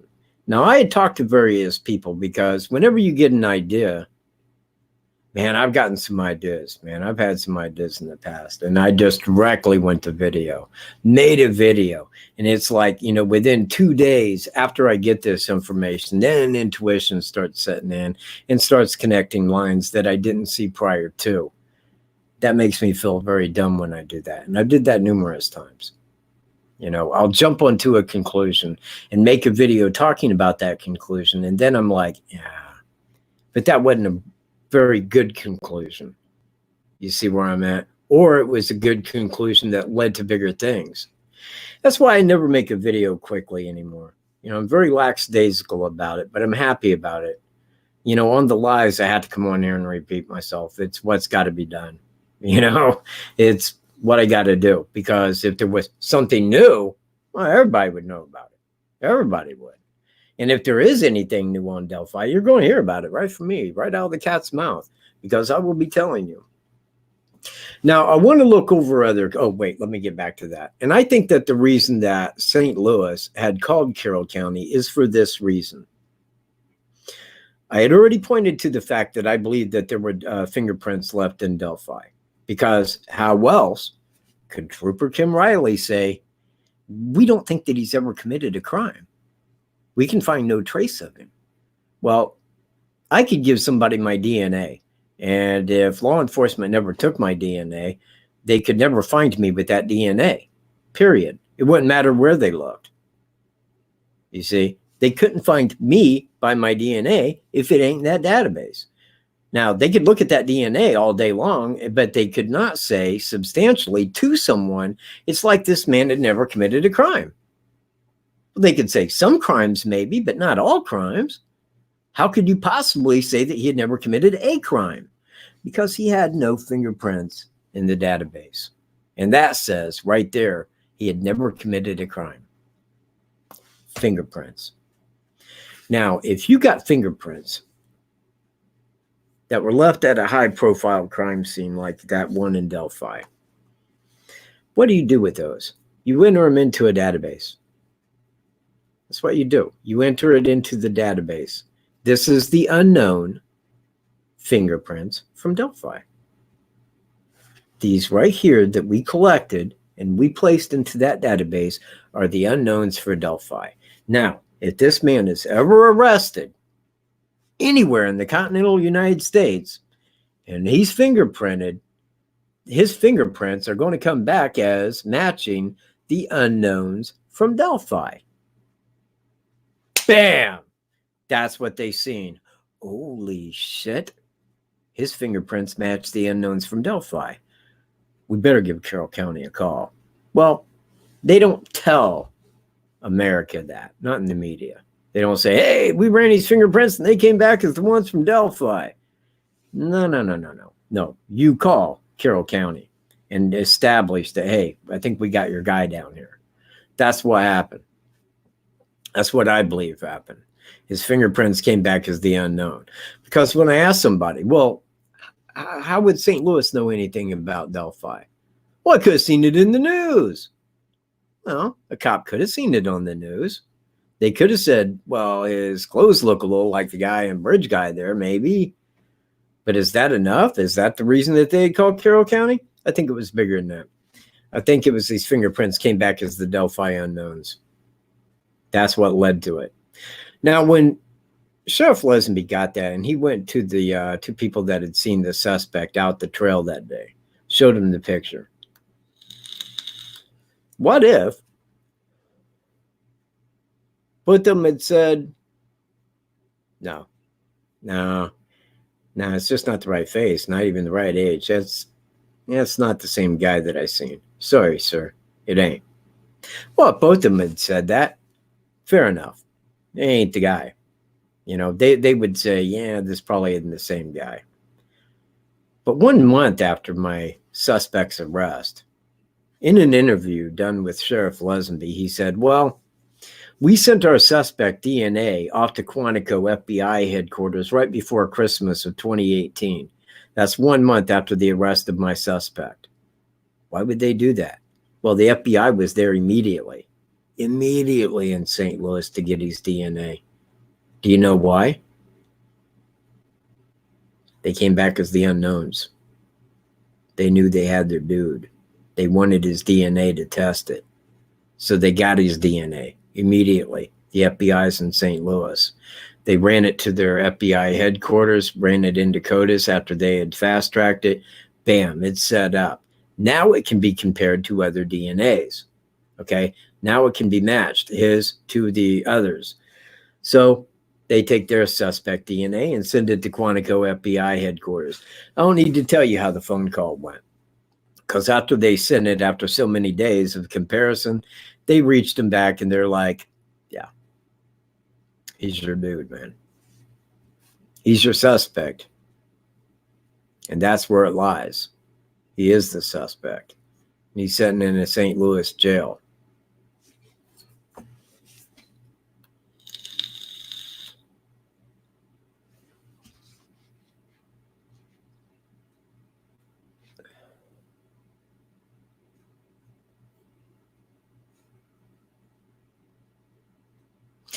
Okay, well, that is an hour and a half live.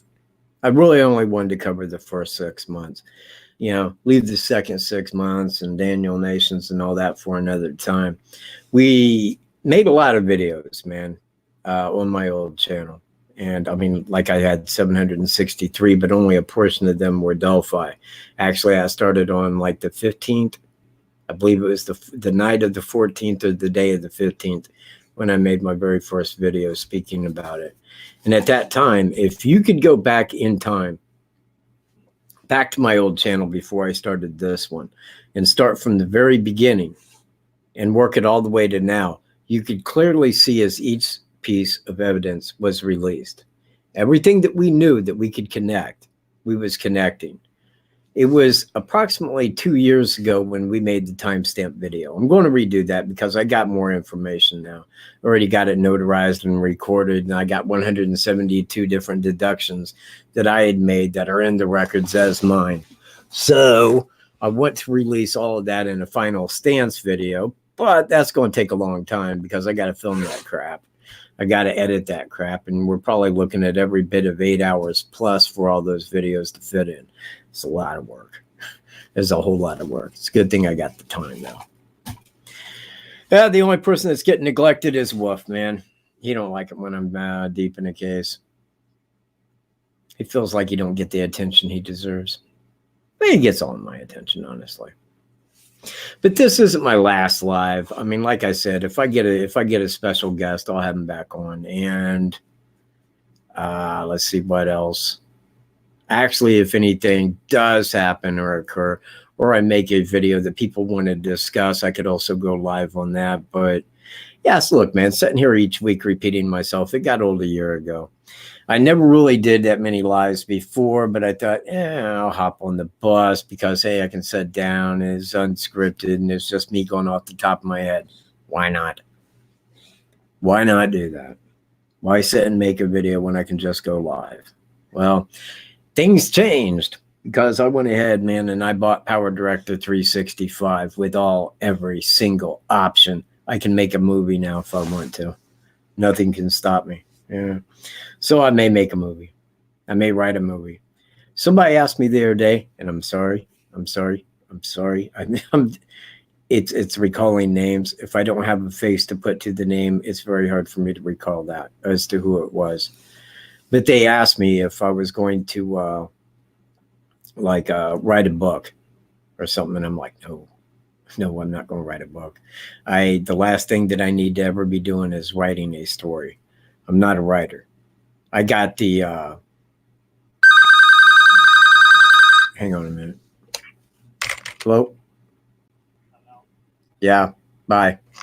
I didn't like the way the guy sounded. He sounded like a troll. You know when people try to change their voice? Hello? You know, like that? Yeah, crap. So I don't even mess with it. Where in the hell was I at?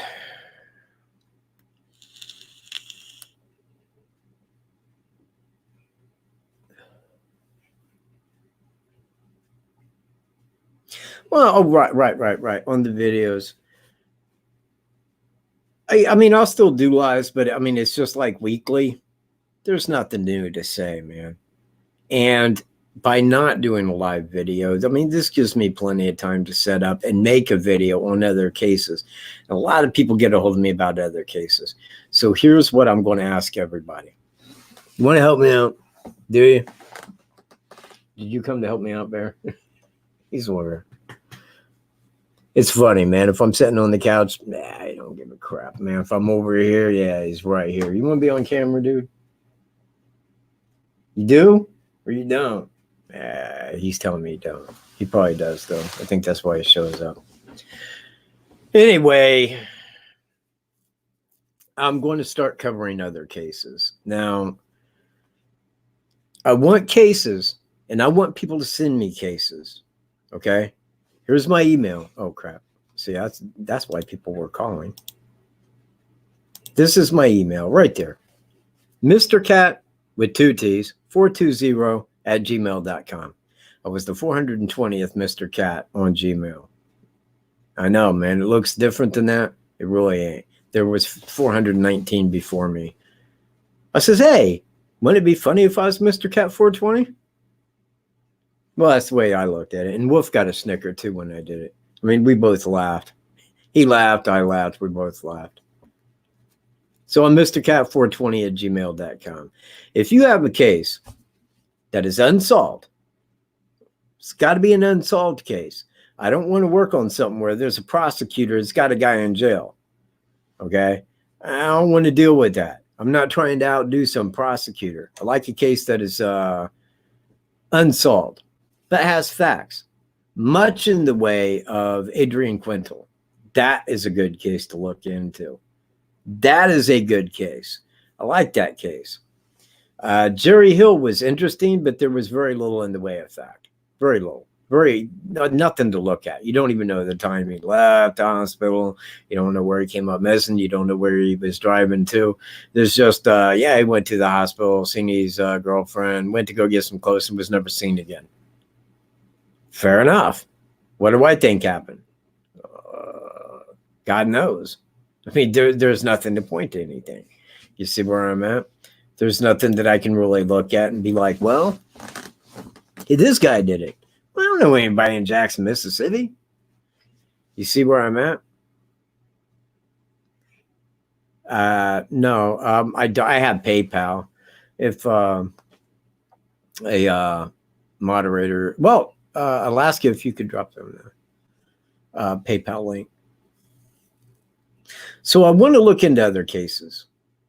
Now, if you know a case, if it's cold or if it's unsolved, but it's got facts, time, something that I can work within, I would like that.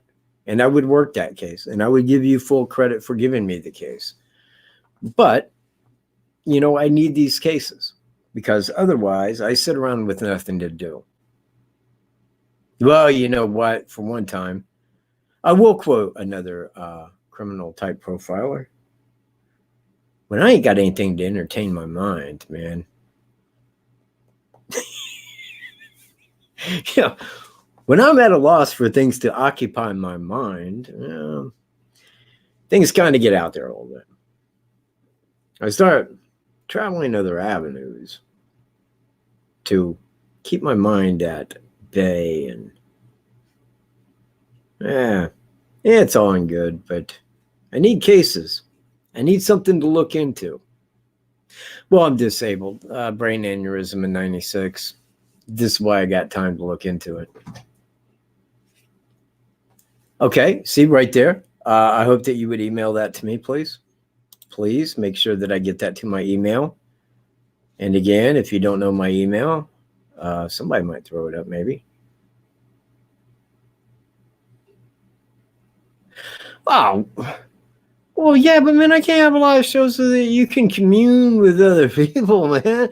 Like, well, I wasn't going to do a live show today, but Mark Ray does like his enjoyment with other people, you know. I mean, as cool as that is, yes, but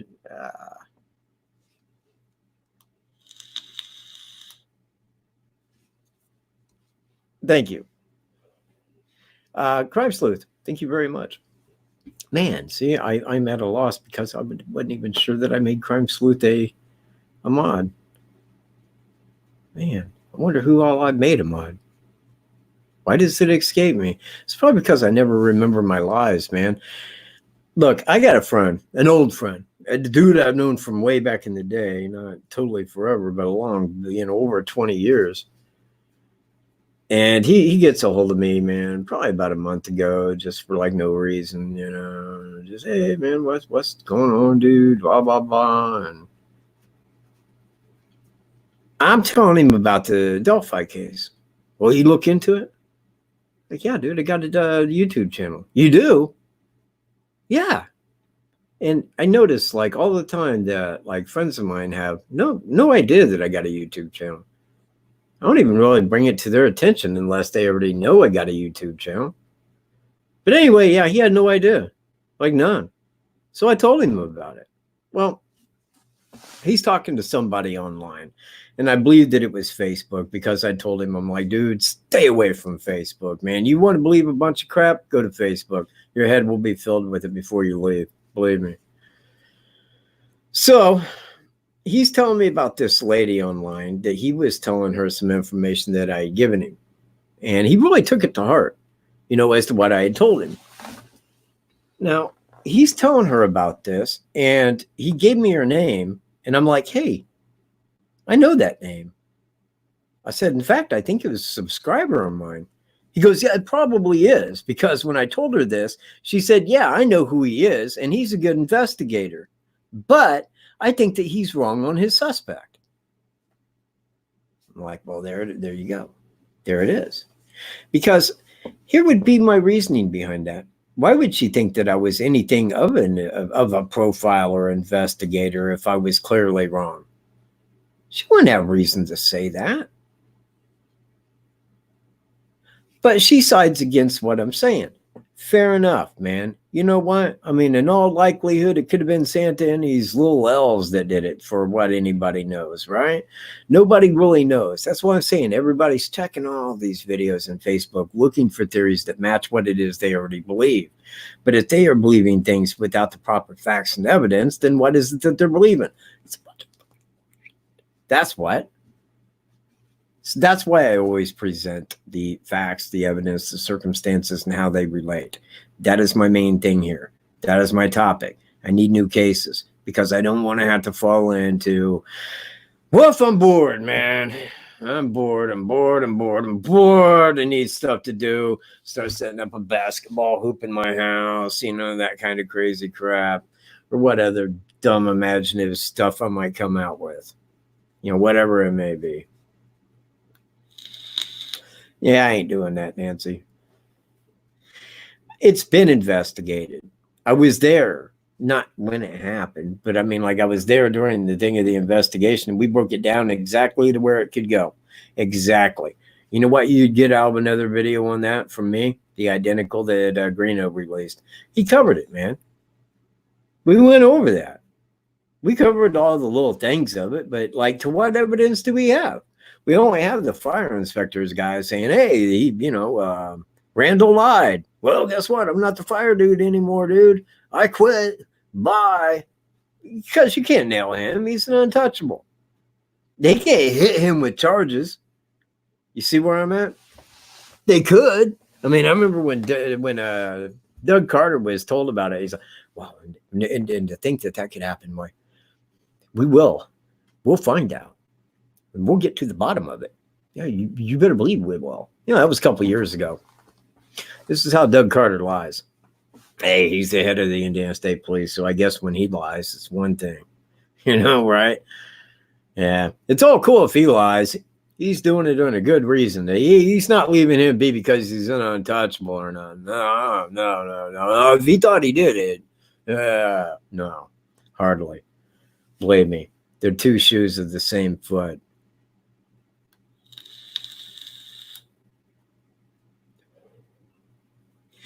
So, if anybody, there you go. You know what, Crime Sleuth? Bam, this show is dedicated to you, girl. That's right, is dedicated to Crime Sleuth for bringing that up actually right when I was fixing to say it. If you have a case, an unsolved case, send it to me at that email address right there, mrcat420@gmail.com. And I will look it over. I mean, even if I don't make a video of it, I'll look it over. Because what I would like to do, I don't know the French term for it. It wouldn't be like the case of the day. It wouldn't be the case du jour, but it would be the weekly case. Not even in French. I mean, I was just using that as like a little analogy. But, I could use like a weekly case to cover. Now, what I would do is I would start with the breakdown, the timeline, the profile, and the conclusions. And in the conclusions, and after I go through those, then if, and only provided that there is a very big if, a person of interest. Because in most cases, you can't point to anybody. If you don't know the person, or you're not sitting on this physical evidence that points to the person, you're taking a crapshoot. You're rolling dice, man. You're exactly like the person that turned me in for the Delphi murders. You're just being a dick. You're just being a douchebag to take a guess. And I don't really do that. I used to live in Vegas, though. Yeah, maybe back when I was in Vegas, I might have been.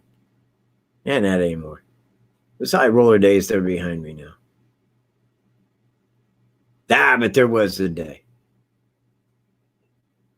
Wasn't a really big day, though. Man, I became an alcoholic in Vegas. Yeah. So, Burger so nice. You know what? Yes, please send that to me if you would, Melissa. Please send that to me. That would be very, very cool. And you know what? I will look into that. Now, what was the other one? That was the other one that I was making a video on. What was her name? Ann Hamier. You know what I'm talking about? Who killed Ann? And I think that was 1977 when that happened. And they said that Stephen Judy did it. And as soon as I seen Stephen Judy, I was like, I know that name. I said, I think they executed that man in the early 80s. And looked it up. They executed him in 81. It's like, wow, okay, man, that would be really quick. After the fact that he had did that. But, man, they executed him 1 year after they convicted him of a separate murder. And I thought, yeah, back then they didn't play around.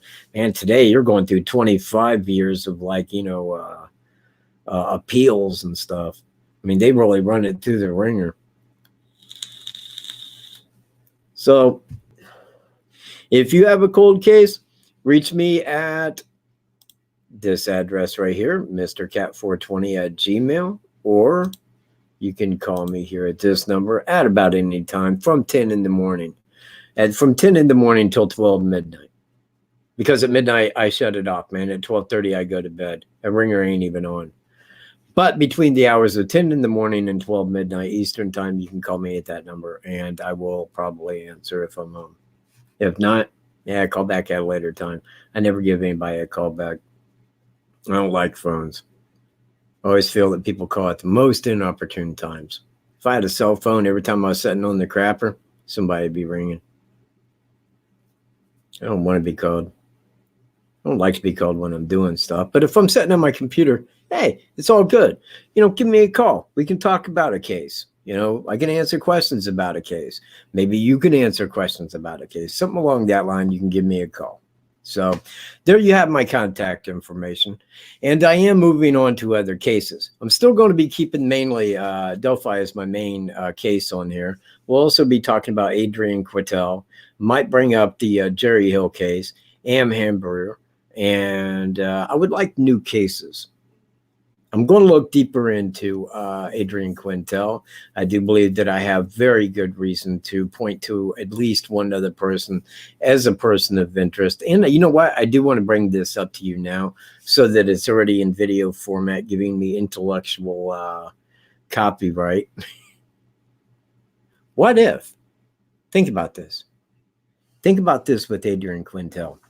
What if she set this up with her boyfriend for insurance money? Okay. This was all in the hush. He had a preset alibi. All right. He was already going to be down there, man. And that was Springdale or whatever, right there, a little northern suburb of Detroit. He was already home. Everybody already said, no, he was home, man. Okay. But it's a 4-hour drive up there, 4-hour drive back. What if he was to meet her there up there in the middle of the night? You see, because in the middle of the night, if he met her there, then he could get back before morning. But that gives him plenty of time to drive there. You see where I'm at? It was a perfect time at 2:30 in the morning for this abduction to be committed. Wrong address, them showing up late. All she had to do is get out to the road, get in his vehicle, and then take off. Preset for money. You see where I'm at? But what if the boyfriend played the old double cross? She was in on it. He's got a preset alibi. Well, what if he took her when she got in and he's like, all right, man, we're going to get this insurance money. Oh, it's going to be huge, hon. Real huge. Can't wait. You'll see. Took her out in the middle of nowhere, put a bullet in her head and buried her body. Now he's free and clear. You know who's going to get that insurance money? The boyfriend. Every last dime of it. No connection at all. The old double cross could have played in. It's just crossed my mind.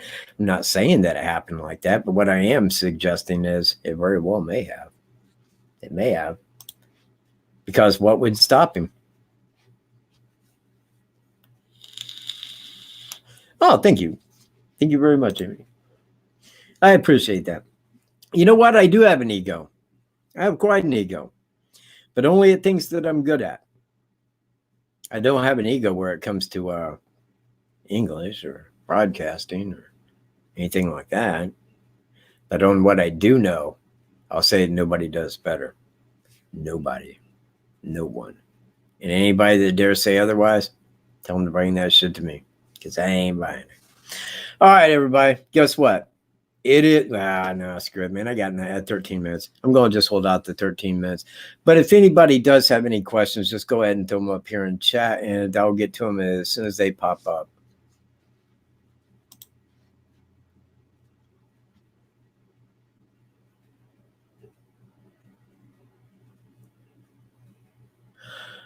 Peaches, please send that to me at the following address here, please. Peaches, do it. Copy my email down, and then mail that to me. Because without that, when you throw it up here, that's me like trying to remember 15 cases while I'm talking. You know what? I'm not like a multitasker like that. I got my mind on what I'm talking about, and I see a case like that, and I'm like, oh, that's really cool. Wait, what was that? The Burger Chef massacre on the highway? Yeah, all right, man. I'll just keyword that into Google. Burger Chef murders on the highway. No, there ain't no murders like that. Then I'd be lost. But if you mail it to me, yeah, then I got it. I'm Michael J. Cat, which is a business name. Why do I use Michael J. Cat? Because YouTube deleted my real name. That's why. They deleted me off the map. They would not have my real name associated to a Delphi case, nor would they let me into the second year press conference. Very, very, very classy is what they are. Very low rent corrupted. That's how it really operates. So many of you might be questioning, What does the J stand for? Well, I'm never telling. I'll never tell. Nobody talks about their middle name. In fact, J ain't even my real middle name. You know? It's not even close to my middle name.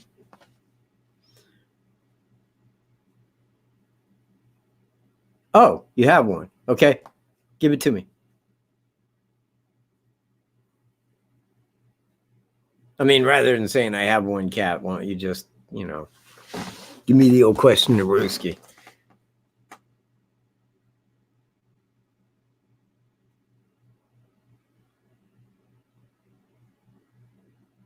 Okay, but Karen, look, this is my email address. Please, and this is what I'm telling everybody, please mail me your case. Just give me the topic of whom, because I can find the rest by myself. But I need to know just the basics of that case. Just, hey, could you look into the murder of this person that was done in this city at this time? Bam, there it is. That's enough for me to go look into it, find the information, and then try to get to the bottom of it. But if you don't mail it to me and you throw it up on here, and you're asking me to remember a bunch of cases off the top of my head while I was talking. Survey says, probably won't happen. But if you mail it to me, I will look into it. And if it is a case that I want to look into, I will make a video of it. And when I do, it will have your name attached in the credits as the source. Thank you. Oh, I got the ringer off.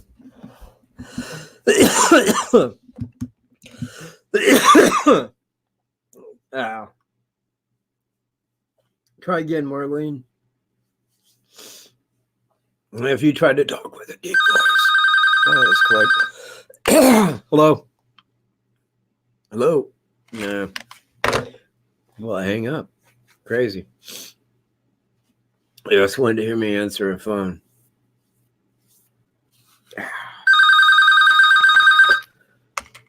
Hello? I'll leave it off the hook. Fuck it. Either call in or don't.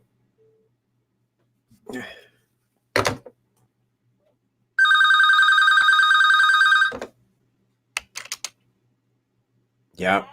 Hello? Hello? Yeah.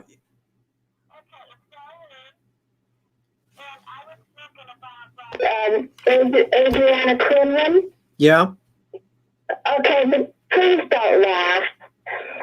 I was thinking, is there any possibility that, like, she was, I hate to even say it, waiting for a helicopter to pick her up from the roof or something? Could that be possible? Who are you talking about? Wait a minute, can you hear me? Yes, I can hear you. It sounds kind of like you're screaming. You're coming in real loud. I turned the speaker off. Is that better? Yeah, it's a lot better. Okay. Could she be possibly waiting for a helicopter to pick her up off the roof, or like a light plane or something that, because I don't know, that's what I was thinking. Why would somebody go up on the roof? Well, exactly.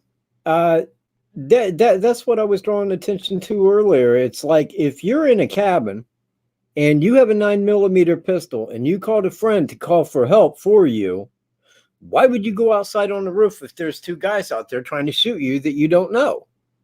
It would make no sense at all.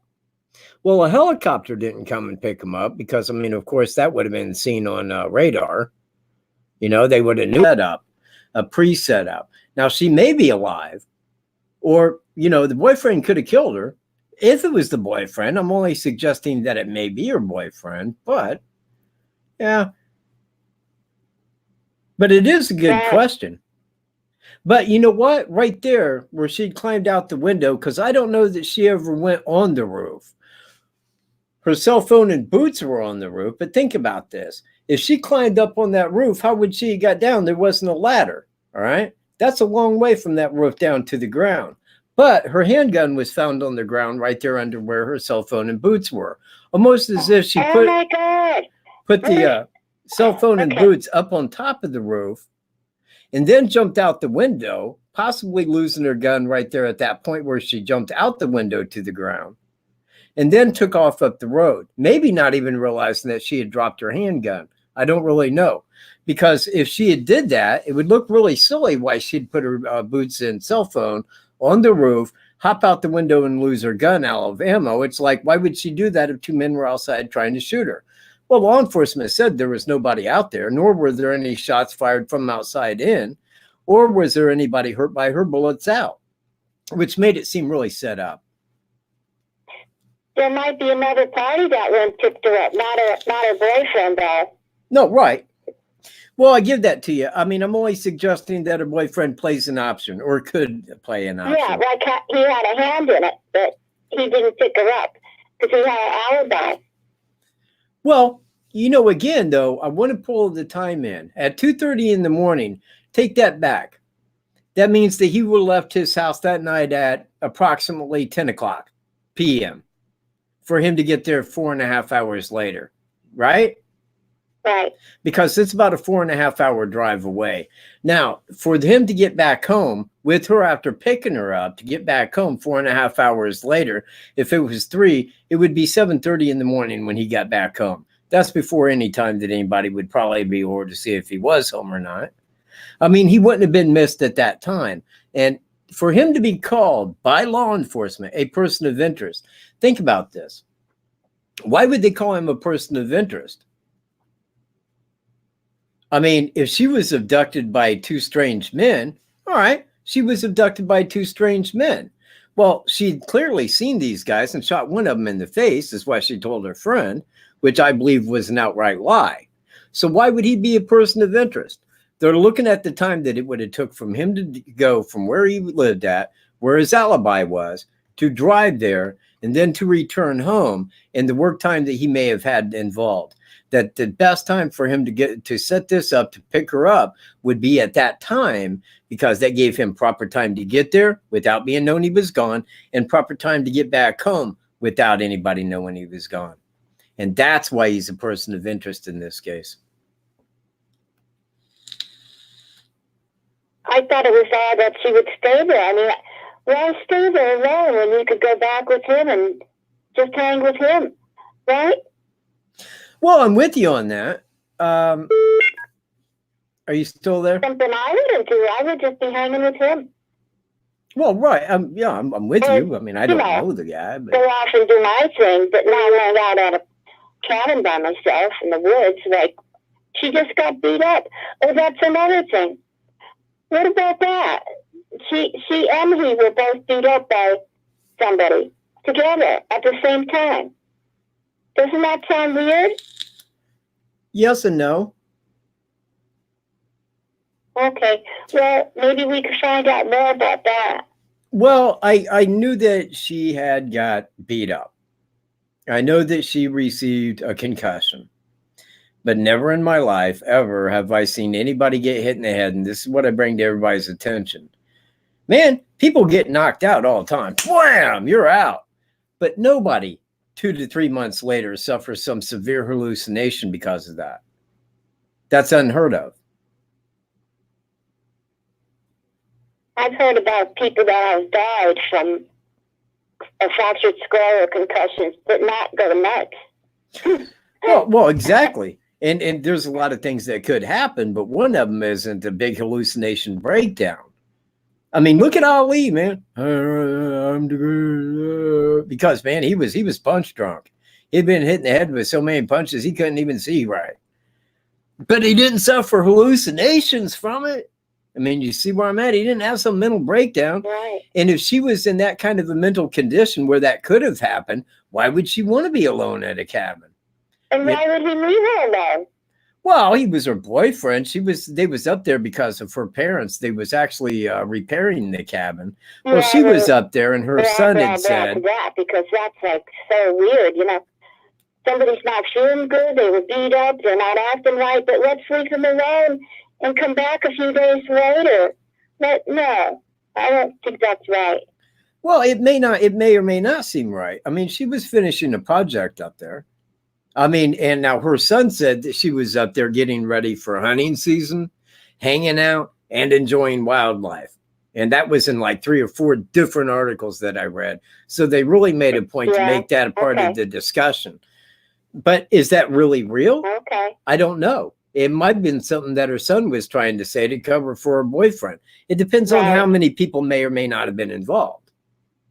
Mm-hmm. You see? Yeah, well, he's covered by a good alibi, the son and, not being around. Yeah. Like I said, a preset alibi. And it makes the double cross likely. Where it was all preset up, he kills her, and then, hey, I got an alibi. I wasn't there. Well, prove I did it. Where's her body? I'm telling you she was abducted. We think you killed her. Prove it. Da-da-da. I'm sorry. What about the chimney? Like, I heard of dead people being found in chimneys. Okay. You have a delay. I don't know if I'm talking over you. No. You're fine. Okay, I said about the chimney. Did you get that? Did you hear what I said about the chimney? Yeah, but are you talking at the cabin? Yeah, I was wondering about that because I've heard about a young man that was found in the chimney once that the parents didn't know about. For like 4 years he was dead in the chimney. Yeah. Are you still there? Yeah. Okay. Well, your phone keeps making that sound. Oh, I'm sorry. No, it's fine. It's fine. But now, if she had went up on the roof and then tried to climb in the chimney, but I mean, you'd have to imagine that would be a very big chimney, very big. Now, in a cabin, most of your pipes are probably about like this big where the chimney comes out, and it'd be very hard for a 47-year-old woman to fit into a pipe that big. But well, they might have a wood burner. Well, if they had a fireplace, but here's the thing: after going back, I mean, after a minute, you're going to get that smell.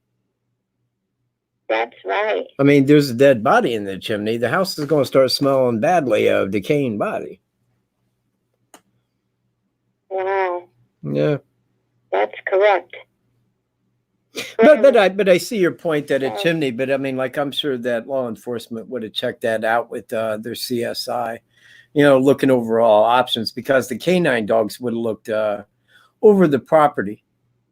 Now, I've suggested that she had walked out to the road many, many times, and it's probably a daily habit to walk out to the road, that if she had walked out to the road to get a ride out of there, okay, fair enough. Well, the dogs could have followed her down there, but hey, she may have had them in the mailbox there. We don't know.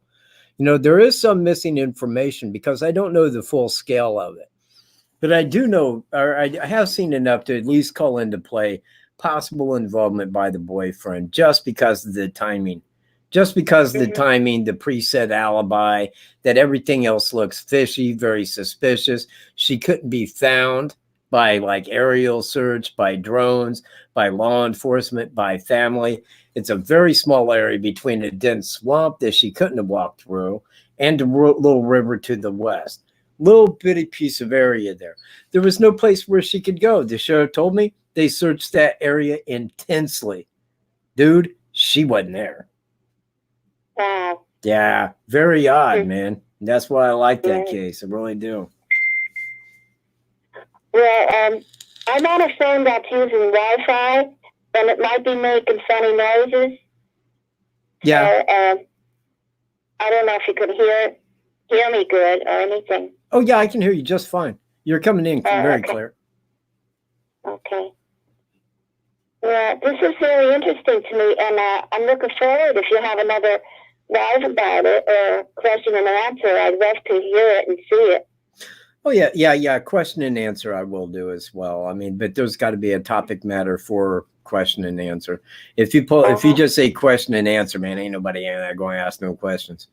You still got to sit here and talk, Yeah. Wow. Well, I'm going to let you go. Let somebody else try calling, or if you want to go to bed or whatever you're going to do. Thanks for having my call. Hey, you too, man. I appreciate you giving me a call, man. You have a good evening. Thanks, you too. Bye-bye. Bye. Oh, all right. That was a good call. I do enjoy good calls. Was there anything else? Because if not, I will probably be wrapping it up, I do believe. This has not been a bad show.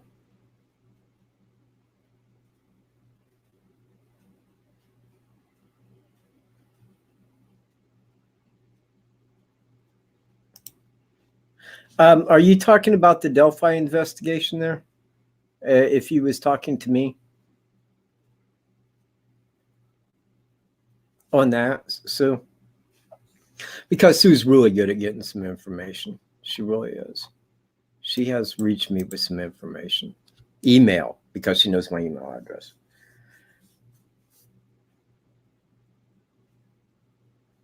Well, Sue, oh.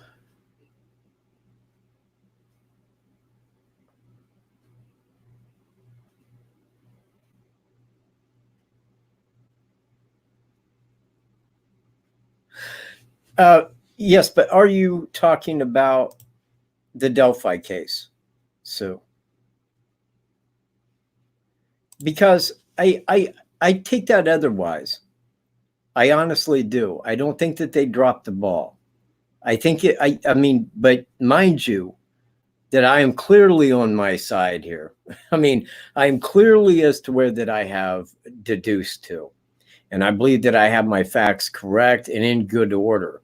Now, I think that law enforcement does know and has known for pushing a year now as to who did it. But again, they can't go speak to him. And that's really the lowdown. That's the holdup. Yeah, I'm all right, man. It won't, like I say, it won't be my last live. There will be special guests, there may be question and answer, and there may be topics on videos that I do where I do cover that. But you know, I do want to do other cases, and if I get involved to another case, then here's the live again. But as for now, it does get kind of old as far as like repeating myself, and I get tired of it, and I know everybody else does as well. And I don't want people to show up to hear the same thing every week, and there he is talking again. It gets rather old. And I mean, I don't want to do that. And that's why I want to get into other cases, because if I'm looking into other cases, to me, Evansdale and Delphi are solved. I mean, I already know that law enforcement knows exactly who did that. And it's everything that I told you that it was, probably even plus beyond what I've said. It may go deeper than that into other crimes that I'm unaware of. But for fact, I'm pretty positive that Evansdale and Delphi were done by the same dude, the same guy I call a suspect that's down in St. Louis jail. And I believe that I have summed that up over the top in many ways. Many ways. There is not an area or an avenue or a side road or an alley that I have not covered and explained. It is what I say it is. And in a year's time, people will look back and they'll go, what do you know? He was right. Wow, well done. But in that year's time, all I have to do is repeat on it, man. I don't think that they dropped the ball. In fact, I think that they did this exceedingly well. They kept it very close to their vest. They did not release any outside information that should not have been released. They have kept it very close, very, very well kept, and everything has went exactly the way that they want. Now, there was aspects to it that they couldn't get the information that they want. Look, if you got somebody's DNA, chances are you got them by the BALLs. Period. We're holding your DNA. But if that DNA ain't got a match, then what? Well, we have no match for a DNA. Okay, cool enough. What about his fingerprints? Dude, you're not going to believe this. We have no match for fingerprints. Nothing. It's like the guy's never been arrested before. You see, now this is where it gets interesting, because the only way I found that out was by asking the right question at the right moment when it was given to me. Oddly enough, the biggest piece of information in this case, the biggest piece of information that was ever released was to me when I asked that of Kim Riley, and he told me. And that's why I put it in my videos, as does Greeno, because that is a big piece. It's a huge piece. And yes, he was in the Navy for, I forget how many years. I don't think he retired, but he may have. He may have retired from the Navy. Because when you put that many years in, you would assume, but he may have got out early. But he was a Navy veteran. In fact, he was down at, God, what was the name of that school? Man, okay, I'm going to bypass the name of the school, but it was the Tennessee Marine School, the one where the girl was killed at down there, where she was all brutalized and stuff. And then they, executed the other guy for it. What was his name? Snedley Alley or something like that. Then they're saying, but it could have been TB. Well, and I told everybody, chances are, because look, they executed that guy. So they can't go back and say that he was innocent. You see where I'm at? Go like, well, we executed him, but he was innocent. They ain't going to do that. There ain't nobody that can go back and overturn that decision and unexecute him. So the chances are, is the way that I put it, that the judge will be like, yeah, we ain't doing that. We ain't checking that, man. We already executed the guy, game over. Well, that's how it's first started. And you know what? Was it you that wrote me about that? Was it? Because it may have been. Somebody had, yeah, I think it was you, man. Somebody sent me a piece on that about the DNA, about them like overruling on the DNA as far as like checking it again, off the underwear. But I think that that's why, man. They killed that other guy. There is no writ of innocence that was given. So since we killed that guy, there's nothing to look into. And that's how they'll maintain it. Because to do otherwise would be questioning their own decision to kill the guy, which they're not going to do. And if they did kill a wrong guy, then they got to pay out like, probably hundreds of millions of dollars to his family. It would become a very huge deal. And that's why I didn't think that they would roll that route. I thought that that would be the direction that they didn't want to go. Now, if they did, let's say that it happened in a different way, and they did go look at that DNA, and they said, hey, this DNA does not match Mr. Alley at all. In fact, now we need to find out who this does match. And let's say it did match TB. Let's say it was his underwear. Got it? Well, man, we killed a guy down here for your crime. Well, there's only one place right now that I'm aware of to where TB could possibly get the death penalty. That's in Indiana. That's right there at Carroll County. And if they don't go for the death penalty, I don't understand why. They got every piece of evidence to take that guy right out of his own life. Pull the old switcheroo. Will they? Probably not. Probably not. They'll go, hey, if you tell us everything we want to know, we'll bypass that death penalty. You'll get life without parole, and you can do it right down here where you're already going to do life without parole. Sound good? Yay. Give us everything we want to know. We'll take you to court. You plead guilty. Bye-bye. Okay. I'm guilty. Bye-bye. And that would be the end of it. No, I want that guy to go to court. I want that guy to go to court and face everything. I want him to face every question. I want it to happen. And that still, it wouldn't matter what was done to him. It will never bring those girls home. I mean, their family was robbed of that. And that's something that can never be given back. There is nothing that can ever repay or give justice to what was done. So that's just my thoughts. But that's how I'm going to end it, man. I'm going to end it this Tuesday at 11:12.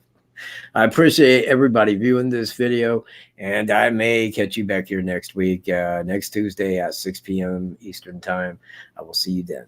Peace, everybody.